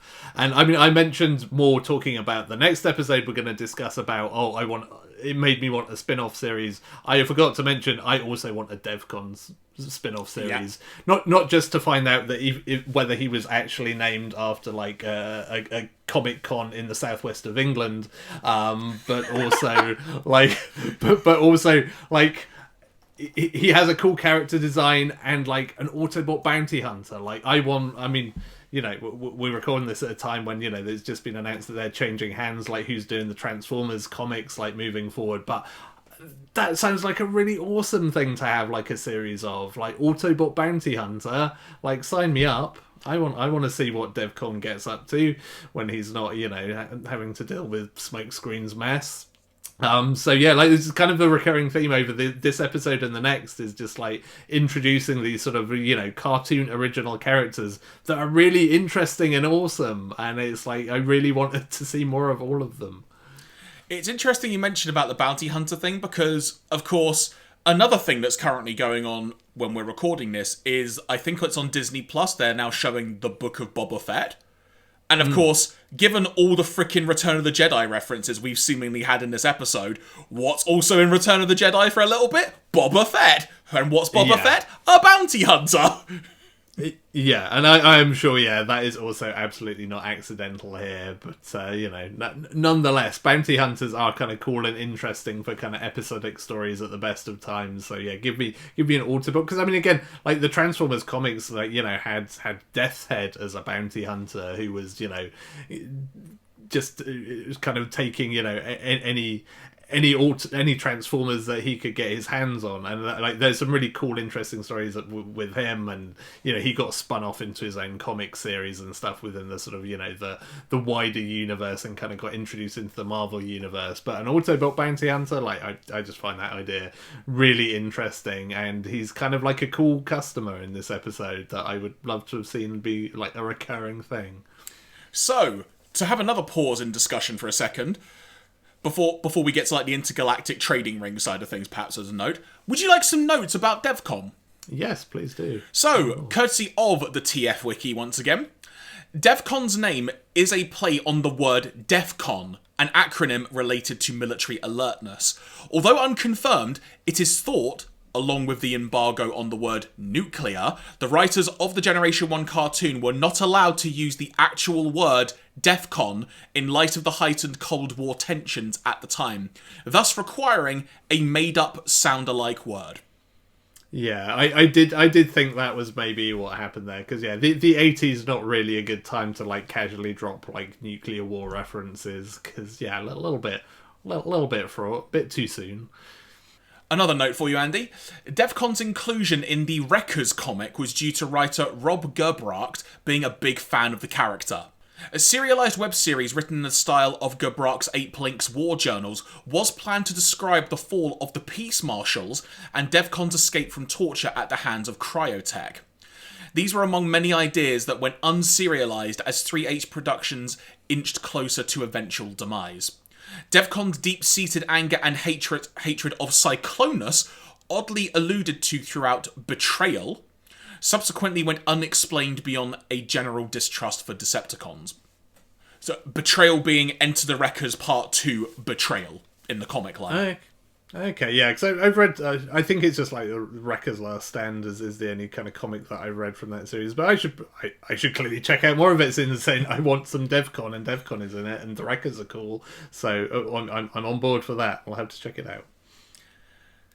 So, the intergalactic trading ring side of things, Andy, any thoughts on that? The fact that Megatron's obviously should have a seemingly burgeoning criminal empire underneath, just a shadow empire, basically. I can't think of a better way of putting it.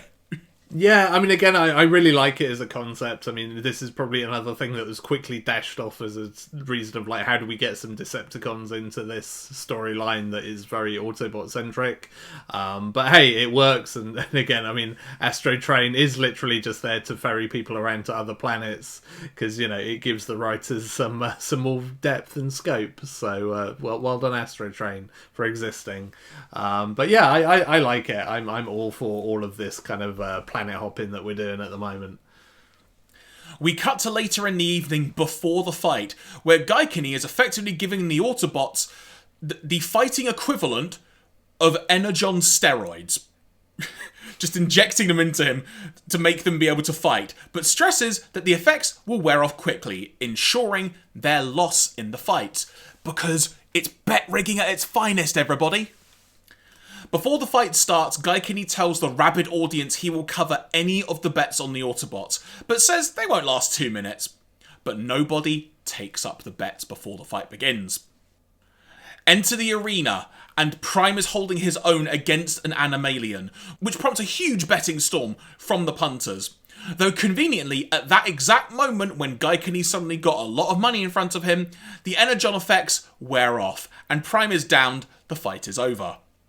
Then a tag team bout is quickly made, with Inferno now having to team up with Prime. But we don't get to see that battle, because, as Andy alluded to earlier, everybody, Smokescreen has had enough and leaves with Bosch because he has a plan. His plan is to back up by the front door of the arena and blow a smokescreen into it. I should also note, an open-air arena. Yeah, I mean, a lot of Smokescreen's work has been done in the open air, and he always seems to manage to do the smokescreen thing. So, do what you're good at. There's, a fair kind of bit of career guidance, and Smokescreen certainly does that. Of course, when this happens, there is mass public panic, Gaikini's earnings are effectively stolen back from him, and there is just a giant evacuation of the venue as well. The Seekers are in pursuit, also struggling with Smokescreen. That's a weird tongue twister in a way, because they're choking on it, quite frankly. And they ultimately hit him good with some rockets, but DevCon arrives to help, using some fine sharpshooting abilities. And the Seekers realise it's him, and they run off. So clearly, there are more stories to be told, Andy, that we need to see. At this very moment, Smokescreen alludes to the fact that they could use someone of DevCon's ability on Earth and to help against the Decepticons. But DevCon declines, saying he'll leave the Earth's protection to them, but he will help save his fellow Autobot friends here. Interestingly, as we see Smokescreen and DevCon make back for the stadium, we don't see DevCon transform at all. He's just the Smokescreen just driving along, and DevCon's just running along really fast. Suddenly, they encounter Slizardo, who tells them that the Seekers and Gaikini are running away with the Autobot friends and Energon. They are at the tarmac where Astro Train landed.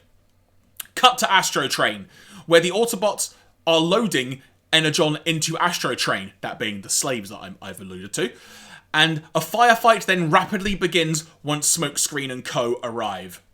While the Transformers are fighting, Slizardo and Bosch both head for Gaikini, but this is where Astro Train transform and says, quote-unquote, "Now prepare to meet my friend, Mr. Ionic Displacer."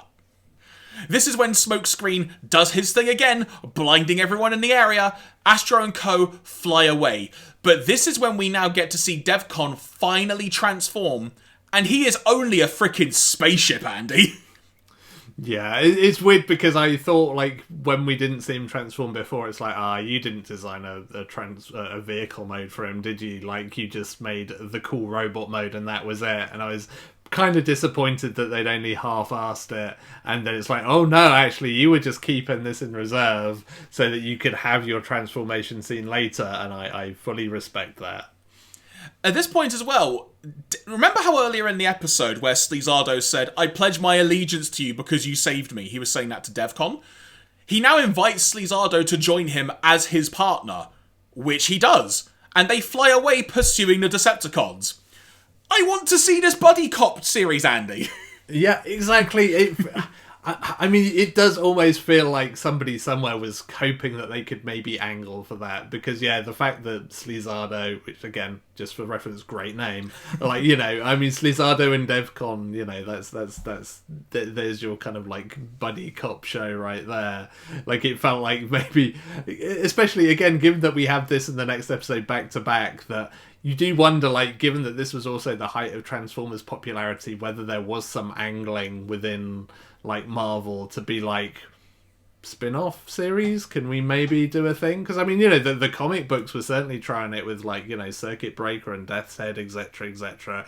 You do wonder whether there was some attempts to, you know, maybe create, and especially with, like, DevCon, where, you know, you could have him flying around to different planets, never meeting any of the actual Transformers that belong to Hasbro, and just be like, no, we invented DevCon, like, he's our character, we can do what we like with him. We then cut to a short time later, where the Autobot slaves have now been restored to their normal selves, but remember nothing of what's happened. Bosch has also agreed to take them all back to Earth. Hooray!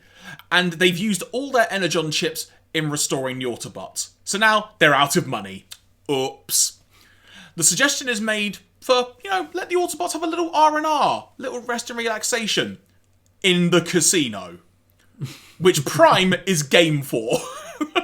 And the episode ends with Bosch basically saying, this time, leave the gambling to me, as they're all heading to the casino. What the heck, Andy? Yeah, so maybe not quite the public service announcement we were thinking of earlier. That's come from, like, don't gamble, kids, to, like, even Optimus Prime likes a little bit of a flutter every now and then. I really, really liked this episode. In fact, this and Child's Play together as a two-parter like we've been talking about, it's just really good fun. It's like what you would see maybe in other TV shows, like, tries to think of some, like, the idea, for example, like, if you look at Star Trek Voyager, which admittedly was many years later, but they're trying to get back to Earth, and it's just like stories of their journey along the way. Or you look at a classic series like Ulysses 31, kind of a similar thing. They're trying to get to a place in particular, and it's their stories along the way. It's just really, really good fun. Yeah, I absolutely loved both of these episodes. Like, you know, my one criticism at the end of Child's Play was like, that was a rubbish ending, and then as soon as I realised, like, oh, actually, no, that wasn't a rubbish ending. Like, yeah, both of those episodes are really strong, you know, not the most original ideas, but, like, really well executed, and, you know, makes really good use of, like, the original characters that they introduce, as well as kind of the regular roster. I mean, in a way, like, you know, the regular Transformers kind of take a bit of a back seat in this one, really. Like, they're almost incidental, and it is like DevCon and Bosch and, you know, Slizardo who kind of, like, take all of the kudos for this. So I think that's what makes this one feel particularly refreshing, because it's kind of it's zero of your usual Transformers fare, and it's just like, hey, we can just write a cool, you know, sci-fi space casino episode, and, you know, who doesn't love a sci-fi space casino from time to time? Exactly. And hey, we would have given Smokescreen credit, but he's the reason all this happened. So, and yeah, I mean, it's one of those sort of character episodes where you kind of feel like the character's maybe been a bit hard done by. Like, beyond Smokescreen makes a smokescreen a couple of times. Like, yeah, he's also responsible for a lot of the stuff that goes wrong in this installment. So, you know, maybe not the most glowing of episodes. And I feel like given how sparingly he's used in the series, this is probably the last we get to see of him doing anything that's not making a smoke screen, basically. So, you had your chance and you didn't quite make the best use of it. You had your chance and you cheated. Exactly. So, Andy, would you like 2 more fun facts about this episode before we get to our final episode of the day? Yeah, I one of the facts is that like Optimus Prime ended up with a gambling problem off the back of this episode, but we'll see. This episode, The Gambler, is one of only 2 pre-Transformers the movie episodes in which Megatron does not appear. The other being another recent one that we watched, The God Gambit. Yeah, indeed. Megatron just doesn't like travelling. He's not doing it with the alien planets. Just sends other people to do that. He just likes to stay at home and watch his travelogues and drink his Energon. Which, additional fun fact onto that fun fact, both of those episodes, The Gambler and God Gambit, both have Astro Train and 2 Seeker Jets as the primary antagonists. Yeah, again, I mean, it's sort of, when you're out in space, I mean, yeah, again, Astro Train literally there to do that. But, kind of interesting. I don't know, I guess the Seeker Jets were always really, like, popular, probably in terms of sales, so they're almost like, well, you've got to have at least those in there. But, I thought they'd mix it up a little bit occasionally. Let Frenzy have a go on his own, come on. Also, I should say, credit to these facts that I'm reading, by the way, to the TF Wiki once again. The final fact of this episode, Andy, for you. Charles Michael Hill originally wrote this story for Challenge of the GoBots in what became the episode Game World. But he disliked the interference and rewrites forced on him by story editors Jeff Siegel and Kelly Ward, and felt the Transformers was the perfect opportunity to get the story done right. Now I want to see what the GoBots version of this looks like. A lot worse, I'm going to guess. Maybe that's a bonus episode for the future or something. yeah, for sure. So from there, everybody, we move on to our final episode of the day. That being episode 32 of Season 2, The Search for Alpha Trion. We begin on Cybertron with a break-in, as 3 female Autobots are breaking into Decepticon HQ. Yes, everyone, we are now encountering female Autobots, something which, I want to say, Andy, had not been alluded to at all so far in the series from what we've watched. No, I mean, it's not referenced at any point. And to be fair, again, to the writing of this episode, it kind of somewhat makes clear why. So at least there was some continuity there rather than like, let's just jam these characters in. But again, much like with DevCon, like literally as soon as you see these characters, they have really awesome character designs, and you're just like, yep, I want my Charlie's Angel female Transformers spin-off, please. Where and when can I get this? I'm trying to think of like a fun thing. It's like Charlie's Angels, like Trion's trio? I don't know. Or something. We come to find out the trio of female Autobots are named Firestar, Moonracer, and Chromia, and they are in search for Energon, hidden inside of Shockwave's supply room.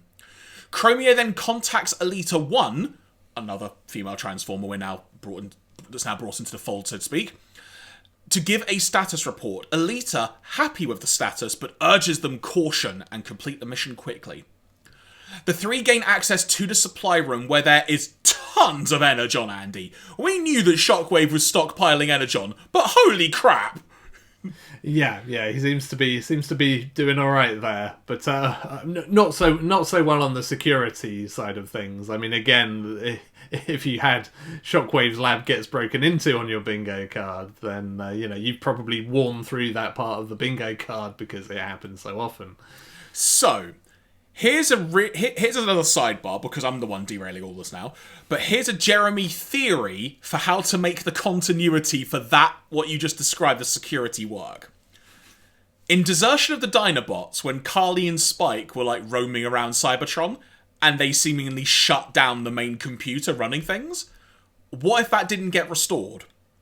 Well, yeah, I mean, there is that. That still doesn't excuse, like, the other, like, half dozen times that Shockwave's lab gets broken into before that. Like, every time anybody comes to Cybertron, the first thing they do is, like, romp through Shockwave's lab. It's like, oh, not again.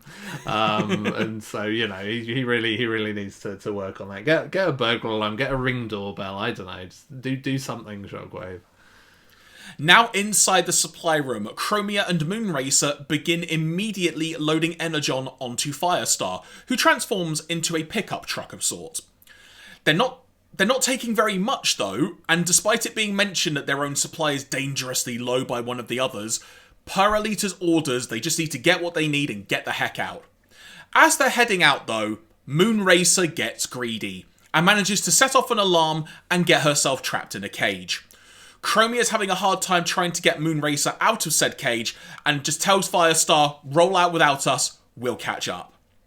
At this point, Shockwave arrives back in his lab and is alerted to the fact that something is going on and sees, on some surveillance footage, as he says, quote unquote, female Autobots? I thought they were extinct. Firestar is able to get past Shockwave after he says that line, sans a few Energon cubes that get blown up by Shockwave along the way. Once in the supply room, we get the following dialogue exchange. Shockwave. So, the female Autobots still exist. Chromia. Yes, and we always will. Shockwave. Such noble nonsense. He then fires, but his blast actually manages to free Moonracer, who then promptly throws the Energon cubes that she had grabbed, that got her caught in the cage, at Shockwave, which exploded his face, and then down him. They are both able to escape, and we see them both transform into their selective car modes upon exiting the building. Gonna pause there for a second, Andy. I'm loving this so much. These female Autobots are so damn cool. Like you say, I want a spin-off show of them. It's something so new and refreshing, and they're such badasses as well. Yeah, like it sort of... It was my worry knowing that this was an episode where it's like, they've got female, you know, Autobots in, that it was just going to be some kind of token thing where they're just kind of there to be rescued by everybody else. But yeah, like we get to see them, you know, fighting the good fight in their own rights, kicking some ass, and yeah, like, you know, again, talking of spin-off series, you could totally imagine their sort of, you know, operations on Cybertron. I mean, I guess just breaking into Shockwave's lab every week, but, you know, maybe they could mix it up a bit. And, you know, because, again, you know, we're sort of somewhat starved of, like, Cybertron content, and so, you know, just the fact that we get to see a bit more of what's going on there.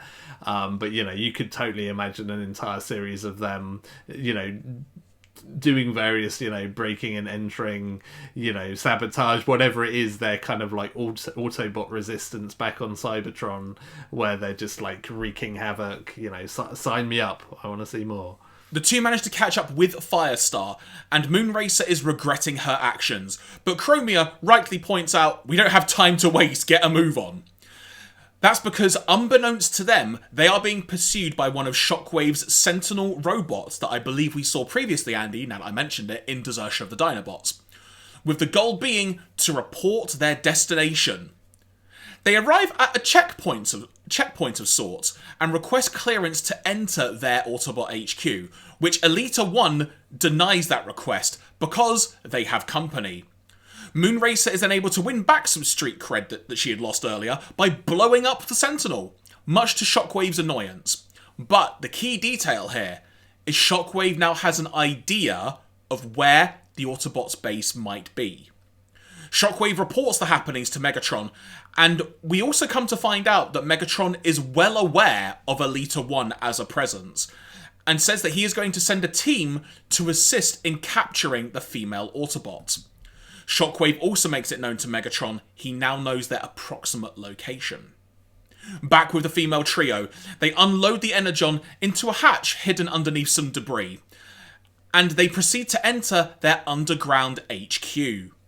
We see a few other Autobots inside who, for reference, aren't name-checked, but upon doing some further research, Andy, they are known as Lancer and Greenlight. But we now also get to see for the first time Alita 1, who congratulates them on a successful mission, even giving Moonracer a pass after she was regretting her actions, because Alita just said, "Look, you survived, therefore you didn't fail." I wish most things in life could be that simple, Andy, because that is not a fair reflection on life right there. No, that is true. Some things are simpler on Cybertron, it seems. Chromia is concerned their base may have been discovered, though. Alita says she will contact Alpha Trion. Back with Shockwave, his search on his viewfinder for the entrance continues, and he then just randomly sees, Andy, a pile of rubble, and determines that's where their base is. I figured it out. So, I mean, go on. You know, it's the classic. I mean, to be fair, if anybody knows about base locations, it's the Decepticons. You know, they're all about, you know, knowing where to build a base. So they can probably just look at it and be like, "Yep, that'll be a base." So I'll buy that. I just love the fact it was a pile of rubble, and he's like, "Yep, that's it." I wish I had that kind of skill to know that. At this point, the Decepticon party from Earth arrives via space bridge, this consisting of Astrotrain, Starscream, Ramjet, and Rumble. We then cut back to Alita 1, who makes contact with Alpha Trion, who, as you eloquently described in the last podcast we did, Andy, has a beard. You were right. I forgot how magnificent a beard it was, though. I knew it was pretty good, but man, that guy's, you know, he's really worked on that. It's so good. It's impressive. I don't understand how beards work on robots, but I'm still impressed. Alpha Trion says that they must relocate their base, but be careful in doing so. Alpha Trion also tells Alita 1, quote unquote, "Do not use your special power under any circumstances." Alita then goes on reconnaissance of sorts outside the base, but the Decepticon party is nearby. She manages to hide from them. And now we also come to realise at this point, Starscream is also seemingly well aware of the female Autobots and how much of an opposing force they are. Despite Rumble's protests, Starscream invokes his authority because Megatron is not there and just says, "We're not just going to capture Alita 1, we're going to frickin' destroy their base as well." And so tells Rumble to pile drive the ground. We then see the underground base start to be heavily damaged and just collapse in on itself. And also, Andy, I've noted it looks like Firestar seemingly gets pinned, but then in the next scene, she seems to be fine. Yeah, who knows how that works. Probably a continuity error, but maybe Firestar also has a secret power, which is not getting pinned by debris. So at that point, Andy, that's kind of the end of the A part of the episode. Any other thoughts so far? Because, again, just to almost be like a broken record, I'm freaking loving this episode. Yeah, this is a really strong kind of first half, and again, it sort of shows the value of having these kind of original characters as well, because you can do things like Elite One's like, "Don't use your special power," where it's like, you know, if you're a kid that's, you know, bought the toys and kept up with the comics, you kind of know the powers of all, like the Autobots and Decepticons. It's like, you know, when you get the Insecticons arrive, it's like, you know, as a kid who, you know, owned Shrapnel, I knew all the stuff Shrapnel could do because I was a nerd and read his tech specs on the back of the box, and, you know, you'd get all of the sort of, you know, the facts about them all. Whereas when you have an original character like this, it's like, much like Devcon in the previous episode, like, what does he transform into? Does he transform at all? And then you get to see it, it's like, oh, that's awesome, because you didn't see it coming. And it's the same with these characters, where you don't know anything much about them, so you're learning as you go. And it's kind of really exciting, like, oh, okay, Alita's one's got this special power that she shouldn't use, like, you know, what's the deal here? And that's, you know, it's really exciting to have something that isn't sort of, you know, there are so many episodes of this show where you can kind of figure out how it's going to wrap up and what people are going to do to get there, whereas this is kind of really open-ended. Like Alpha Trion, likewise, you don't really know, you know, what his deal is, or, you know, really what his sort of part in all of this is. Like, you know, you imagine given his surname, he used to run a clothes shop or something, but who can say? Yeah, what I'm also loving, and you've alluded to it in what you said, is this episode is bringing up so many more questions as to what could happen next. And, you know, there's a part of you that thinks, are these female Autobots going to come back to Earth? Because that would be awesome if they do. and just wondering how the story may progress from here. And like you said, Alpha Trion's involvement in all this. This does a really good job of just expanding the actual Cybertron element of the Transformers universe. Yeah, well, and even, like, you know, you don't get as much of, like, the deep lore as you want, but the fact that, you know, a lot of the Decepticons thought that these female Transformers were extinct, it's like, you know, there's clearly potentially a whole story there as to, you know, what happened and why, and, like, you know, why just the female Transformers getting extinct, which could go to some pretty dark places, but, you know, that's a really interesting thing just to throw out there, which, again, was probably a narrative convenience of just like, well, we've created a few female Transformers, we don't want to keep doing it now, but, you know, it still makes for an interesting thing because we've seen so little of Cybertron, of like, well, yeah, what is the deal with that? And, you know, we'll probably never find out a lot of that stuff, but it's kind of, you know, it really adds to the, like, the mystique of the planet and the war and everything that's happened there. Alita tries to attack the Decepticons, but it's tough because she is outnumbered. That said, she does manage to throw one of Ramjet's rockets back at him before being hit by Starscream's null ray. She more than holds her own for a good few moments, but ultimately is captured. Back in the underground base, which is completely totaled, I should say, seemingly everyone is okay, including Firestar, as I mentioned a few moments ago. They want to go help Alita, but the entrance is blocked, so they get to work on trying to clear it. We now go, Andy, for the first time in this episode, to Earth, which, honestly, at this point, it feels like freaking forever since we've been back on Earth in Transformers. Yeah, I mean, this is probably, like, the longest consecutive period we've had without any scenes on Earth, I suspect, because, like, I don't feel like we've spent more than, you know, a chunk of an episode there, you know, off of Earth at any given point in time. I guess we've had the odd, like, full episode outside of the confines of our own planet, but, you know, not, like, almost, like, 3 episodes at this point.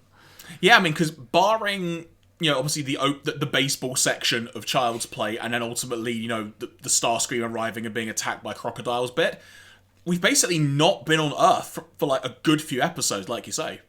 Yeah, I guess, yeah, the alligators, crocodiles, whatever they were, like, maybe reset the clock so this isn't a record, but it certainly feels like it for overall minutes spent on non-Earth planets for these episodes. So as mentioned, we now go to Earth, and Prime receives a transmission from Megatron. He explains that female Autobots have been discovered on Cybertron, then shows Alita as proof, and demands that Prime surrenders within 2 Earth hours if he wants to see Alita functional again. Prime is not happy about this, but Teletran is able to determine the location of the space bridge that the Decepticons have, and he sets out on a one-man mission. We then get a flashback to seemingly just before the Ark left Cybertron millions of years ago, where Alita and the other female Autobots want to go with Prime and the others, but he says it's too dangerous and he will return for her. We then see a bunch of explosions and such, with Prime seemingly under the assumption that Alita had died. Cutting back to Prime as he's rolling out to the space bridge, he says he will honour his promise. I love that flashback sequence, Andy, because like you mentioned a few minutes ago as you were alluding to it, it answers the question of, why have we never seen any female Autobots? Like, why has it never been mentioned? Because they thought they were dead. Yeah, all of that stuff is interesting. It's kind of a really, really good flashback. And yeah, I also really like the fact that this whole thing plays into it's this really fascinating, like, weak point, I guess you could say, on Optimus Prime, like, because he goes off to do this thing without even telling anybody, like, on any of the other Autobots, or like, wait, where did Optimus Prime just head off to? Which is like, it really kind of, you know, Optimus Prime is always so kind of completely selfless in terms of, you know, what his troops need, what all the people around him need. But this is just like single-minded, like, I need to go do this right now. I don't even have time to explain it to anybody. And it kind of really underlines, like, oh, this is like serious business for Prime. This is not just, you know, a kind of, this isn't just like an operational mission. This is like, this is personal. So, as you just alluded to, the others have got no idea where Prime has gone, and they're trying to work it out via what's left on Teletran's screen, which is seemingly a mention of Cybertron and a space bridge. And so they roll out to head for a space bridge. Prime arrives at said space bridge and uses it to get to Cybertron. But as soon as he arrives, Andy, he's captured in a cage. Oops. It's like, silly Prime. Silly. Yeah. Which, I mean, again, to be fair, like that sort of also sells you in on the fact that, like, this is maybe not Optimus Prime thinking straight, and he's not. I mean, he's done a cliff jumper, really. I mean, he's just rushed in, shoot first, ask questions later, and it's backfired on him, which is like really unusual for him because normally he'll only go on the offensive when it kind of makes sense. So again, it really sells you on the idea of like, oh, this is not just business as usual. Now, Starscream is about to just completely just kill Alita, quite frankly. But rather than finish her off, Shockwave says he has a better idea. At the underground Cybertron Autobot base, Chromia and co. haven't had any luck getting out of there. But Moonracer gets the idea to use the Energon cubes they stole as explosives, which conveniently were held in a separate storage area. This works, they head out to rescue Alita 1. Back on Earth, Ironhide, Cliffjumper and Powerglide manage to get by the non-existent guards, I say, because they mention we've got to get past the guards, but there are no guards there. I won't judge that, we'll just move on. They go into the space bridge and head for Cybertron. Back in Shockwave's lab, Prime is now hanging from the ceiling, having been chained to a pole, hanging over, Andy, a vat of acid. Yeah, the old classic Transformers torture. Alita begs for him to be let go, and Starscream, in a very Starscream-esque way, just goes, very well. And then Rumble is then going to start cutting the chains, and Prime begins to fall, and Alita lets out an almighty scream. But now, this isn't just an almighty scream, it turns out. Because when we come back from an ad break, time is now standing still. Sans Alita 1. We've got quite the disco style effect going on here on screen as well, Andy, which I don't know how to describe it, but it's quite the effect. Yeah, they're having fun with that one, with whatever effect they use in there, and they use it for perhaps longer than they should have done because it kind of obscures a little bit of what's going on. But anyway. So it turns out that time standing still was the secret weapon that Alpha Trion alluded to earlier in the episode. And she uses it to save Prime. But there's one tiny detail, Andy, that wasn't mentioned earlier as to why she shouldn't use it. It's because it drains all of her life force.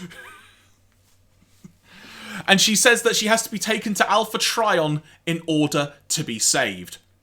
At this point, with everyone else barring Prime and Alita still stuck in like a stasis time loop thing, Prime makes haste, loading Alita into the back of his trailer and rolls out to find Alpha Trion.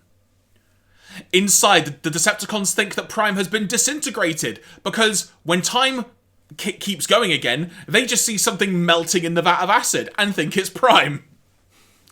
At this moment, they're having a very hearty laugh, and even more so when Ironhide, Powerglide, and Inferno at this point, Andy, not Cliffjumper I would note, but I wanted to make note of that, Starscream taking great pleasure in telling them that Optimus Prime is no more. And I think in one of my favourite Ironhide moments of the entire series we have watched so far, Andy, Ironhide is enraged. And doesn't just kind of shout a traditional, like, Autobots go type thing. It's literally Autobots attack. It's a great moment. Yeah, not happy. And I mean, again, I'm just assuming that like Cliffjumper has done a Cliffjumper somewhere on the way here and like got himself into mischief, and so they had to just like call up like Teletran, like, can you send someone else? Like, we've lost Cliffjumper. He just like, yeah, it was a whole thing. Can you send someone reliable? He saw a shiny thing and drove the other way. Yeah, he probably just like drove off of a cliff into a ravine somewhere, I don't know. And now the reason that I mentioned this line about Ironhide saying Autobots attack is because I think for the first time ever, Andy, we see the Autobots literally taking it to the Decepticons in an angry way. They are pissed off, to say the least, forcing the Decepticons to retreat briefly before the fight continuing outside, which then things take a turn for the Autobots, but only until the female Autobots arrive. How quaint! The girls have come to rescue their boyfriends, says Starscream. They get involved in the battle with specific dialogue interactions between Ironhide and Chromia, Inferno and Firestar, and Powerglide and Moonracer. Though, worth noting, Andy, Moonracer calls him Carglide. I don't know if you noticed that, but I did. I mean, I wonder whether that's some like deliberate like bit of shade or what, or maybe, I mean, again, deep lore. Maybe he was called Carglide before he became a plane on Earth. Who can say? So many questions. It's almost like we need a spin-off series with these characters. But anyway, we need it led by DevCon. yeah, bring them all together. The Transformers cinematic universe. Starscream is cornered at this point, but is able to get away. During the battle, we cut back to Prime as he is rolling on and Alita is saying that she is fading fast. Once the battle has concluded, elsewhere, Prime arrives at Alpha Trion's base. They head into his underground base after a very, very, very quick examination, Andy. It was like that moment of Alpha Trion, like, Alita's put onto the bed. Trion says, right, I'll have a look and I'll do what I can. Prime kind of walks away, having that moment of, oh, I hope everything's going to be alright. And literally 2 seconds later, Alpha Trion's like, so, I've investigated. Yeah. It's like when you get a plumber around and he spends like 2 seconds looking at the leak you've got, and you're like, did you really look at that properly? Okay. Trion says that he has done all he can to help her, but now it's time for you, Prime, to help her. He tells Prime to disengage his power filter, which Prime is baffled at, but just does as he's instructed because he says he'll do anything to save her. The reason Prime is asked to do this is because only Prime's design will properly interface with Alita 1. The way I've tried to sort of sum up this process, Andy, is it's almost like an Autobot equivalent of plugging a LAN cable into each other. Yeah. I mean, there's also something like alarmingly slightly sexual about this whole thing, and I'm not sure whether that was deliberate or not. But you know, it made me think about Avatar in a particular scene in that. not the Last Airbender. But you know, maybe that's just my filthy grown-up mind thinking about this. I'm pretty sure like 6-year-old me didn't see it in that way at all. So you know, Prime is even more baffled by this notion about the fact he can interface with Alita 1, because how would Trion know that? Only his creator would know that. Alpha Tron's a filthy pervert. That's what it means, Optimus Prime. He's read the magazines, he knows. There's an awkward pause and Trion just says, an educated guess, Prime. Back at the firefight elsewhere, the Autobots think they have won, when suddenly, Shockwave springs into action and transforms into his laser blaster and sends an almighty blast at the Autobots, just making them all basically hang off of a cliff edge. It's quite a moment. At that moment, Prime and Alita 1 arrive, Starscream shouting, "It can't be! I saw his melted carcass!" Prime makes short work of them before Starscream issues a retreat. But Shockwave didn't retreat with them, and so Alita 1 shoots him while still in laser gun mode, and he falls a heck of a long way down into the bowels of Cybertron, Andy. Not a good day to be Shockwave. No, that is a very long fall, which is a shame, because him turning into his laser gun and shooting that massive shot was just like, oh yeah, Shockwave's really cool. And then, yeah, not for very long, it seems. We then cut to the new headquarters that Alpha Trion has set up for the female Autobots. With it being noted, Andy, it has much more advanced equipment in this one. This just makes me think that like Alpha Trion was just being really skimpy on technology for the Autobots. Yeah, it's just hoarding it. He's just a hoarder. It's like, no, you can't have it. It's mine. I made this. And we then get a scene where it's very much made clear that the two groups, the Earth Autobots and the Cybertronian female Autobots, hope that they can meet once again when the war is over. Prime giving credit to this victory in some ways to Alpha Trion. Alita then says, yes, such a wise old Autobot. He's almost like a father to me. And there's a really awkward just like zoom shot on Prime's face. And then eventually he just says, more than you'll ever know, Alita. Prime's crew then depart back for Earth using the space bridge. And the episodes end with a really cool zoom out of Cybertron with Alita saying, quote unquote, don't stay away for too long. Andy, this episode was freaking fantastic. I loved it.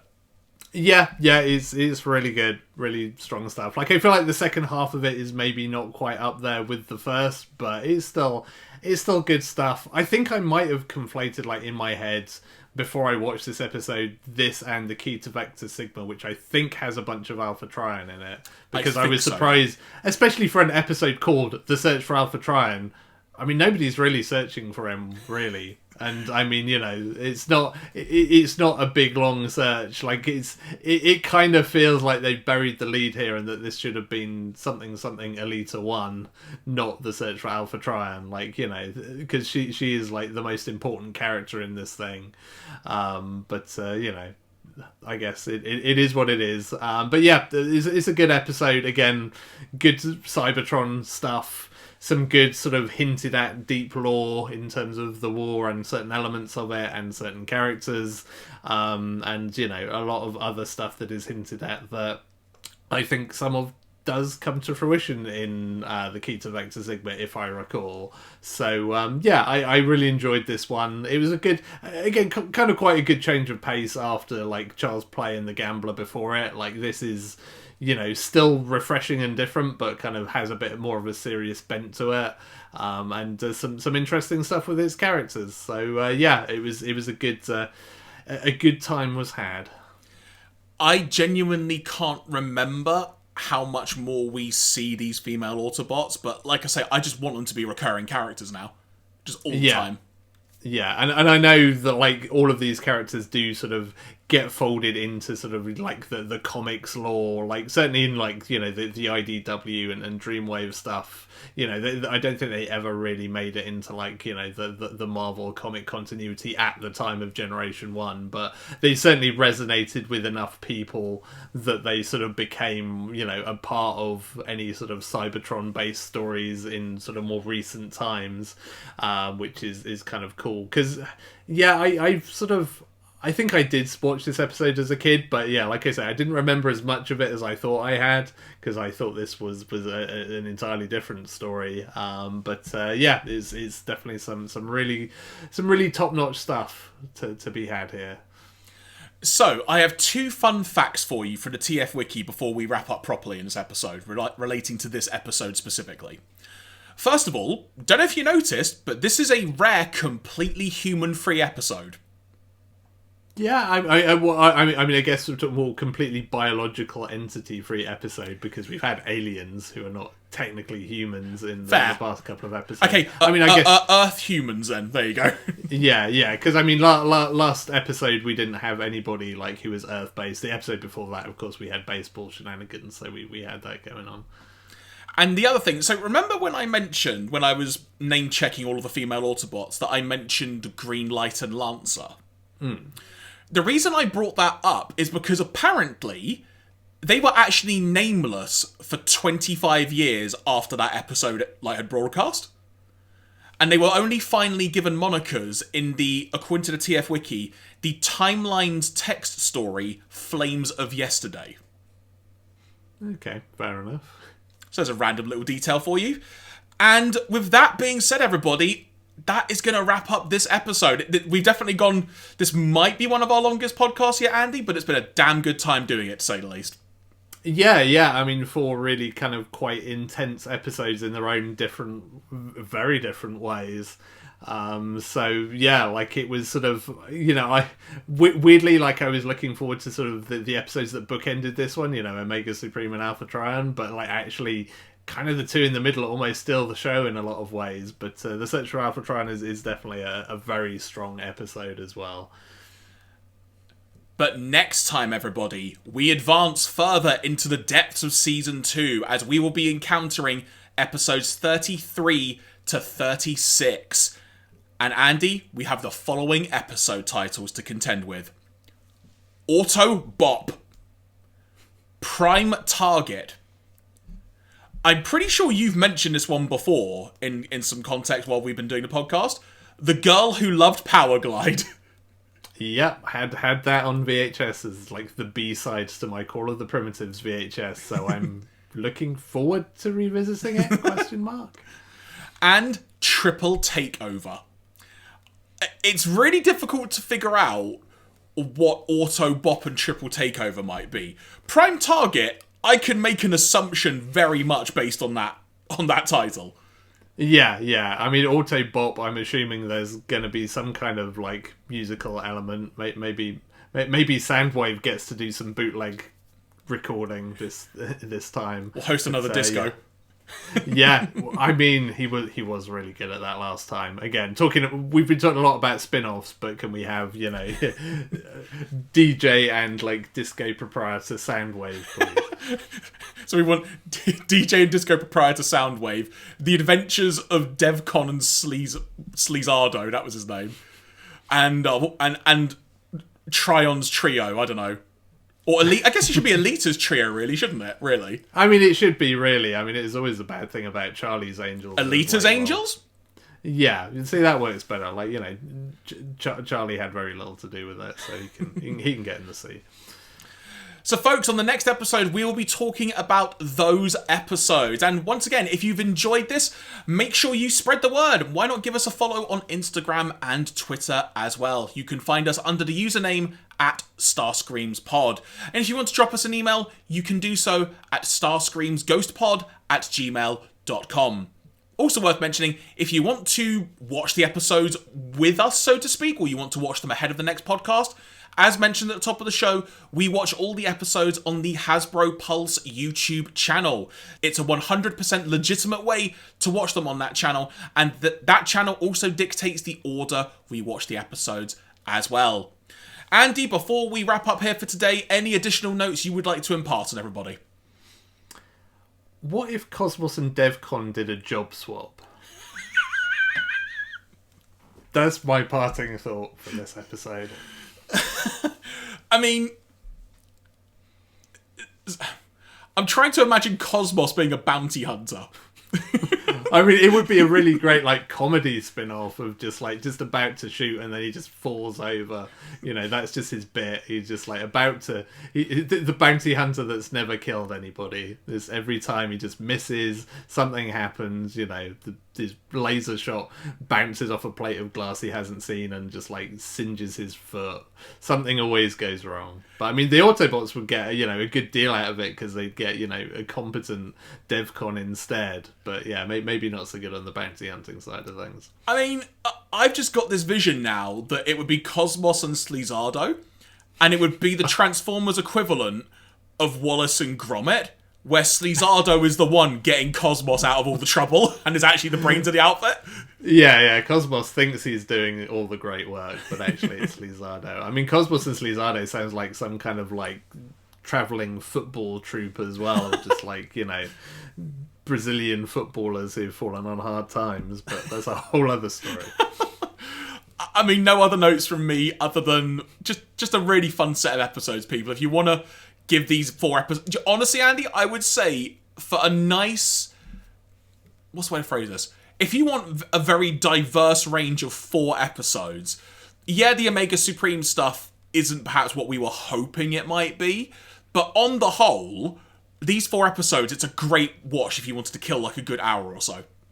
Yeah, and I mean, to be honest, like the sort of the Charles playing Gambler episodes, you could kind of watch without a massive amount of Transformers knowledge and still have a pretty good time with. I mean, I realise that's not really the audience for this podcast, but like those are kind of episodes you could show to somebody to be like, yep, here's some just like random Transformers, and you could, you don't really need to know about all the characters and the intricacies of it. You can just kind of enjoy them for what they are, and which is a Star Wars rip-off in the case of the Gambler. But they're both good fun times.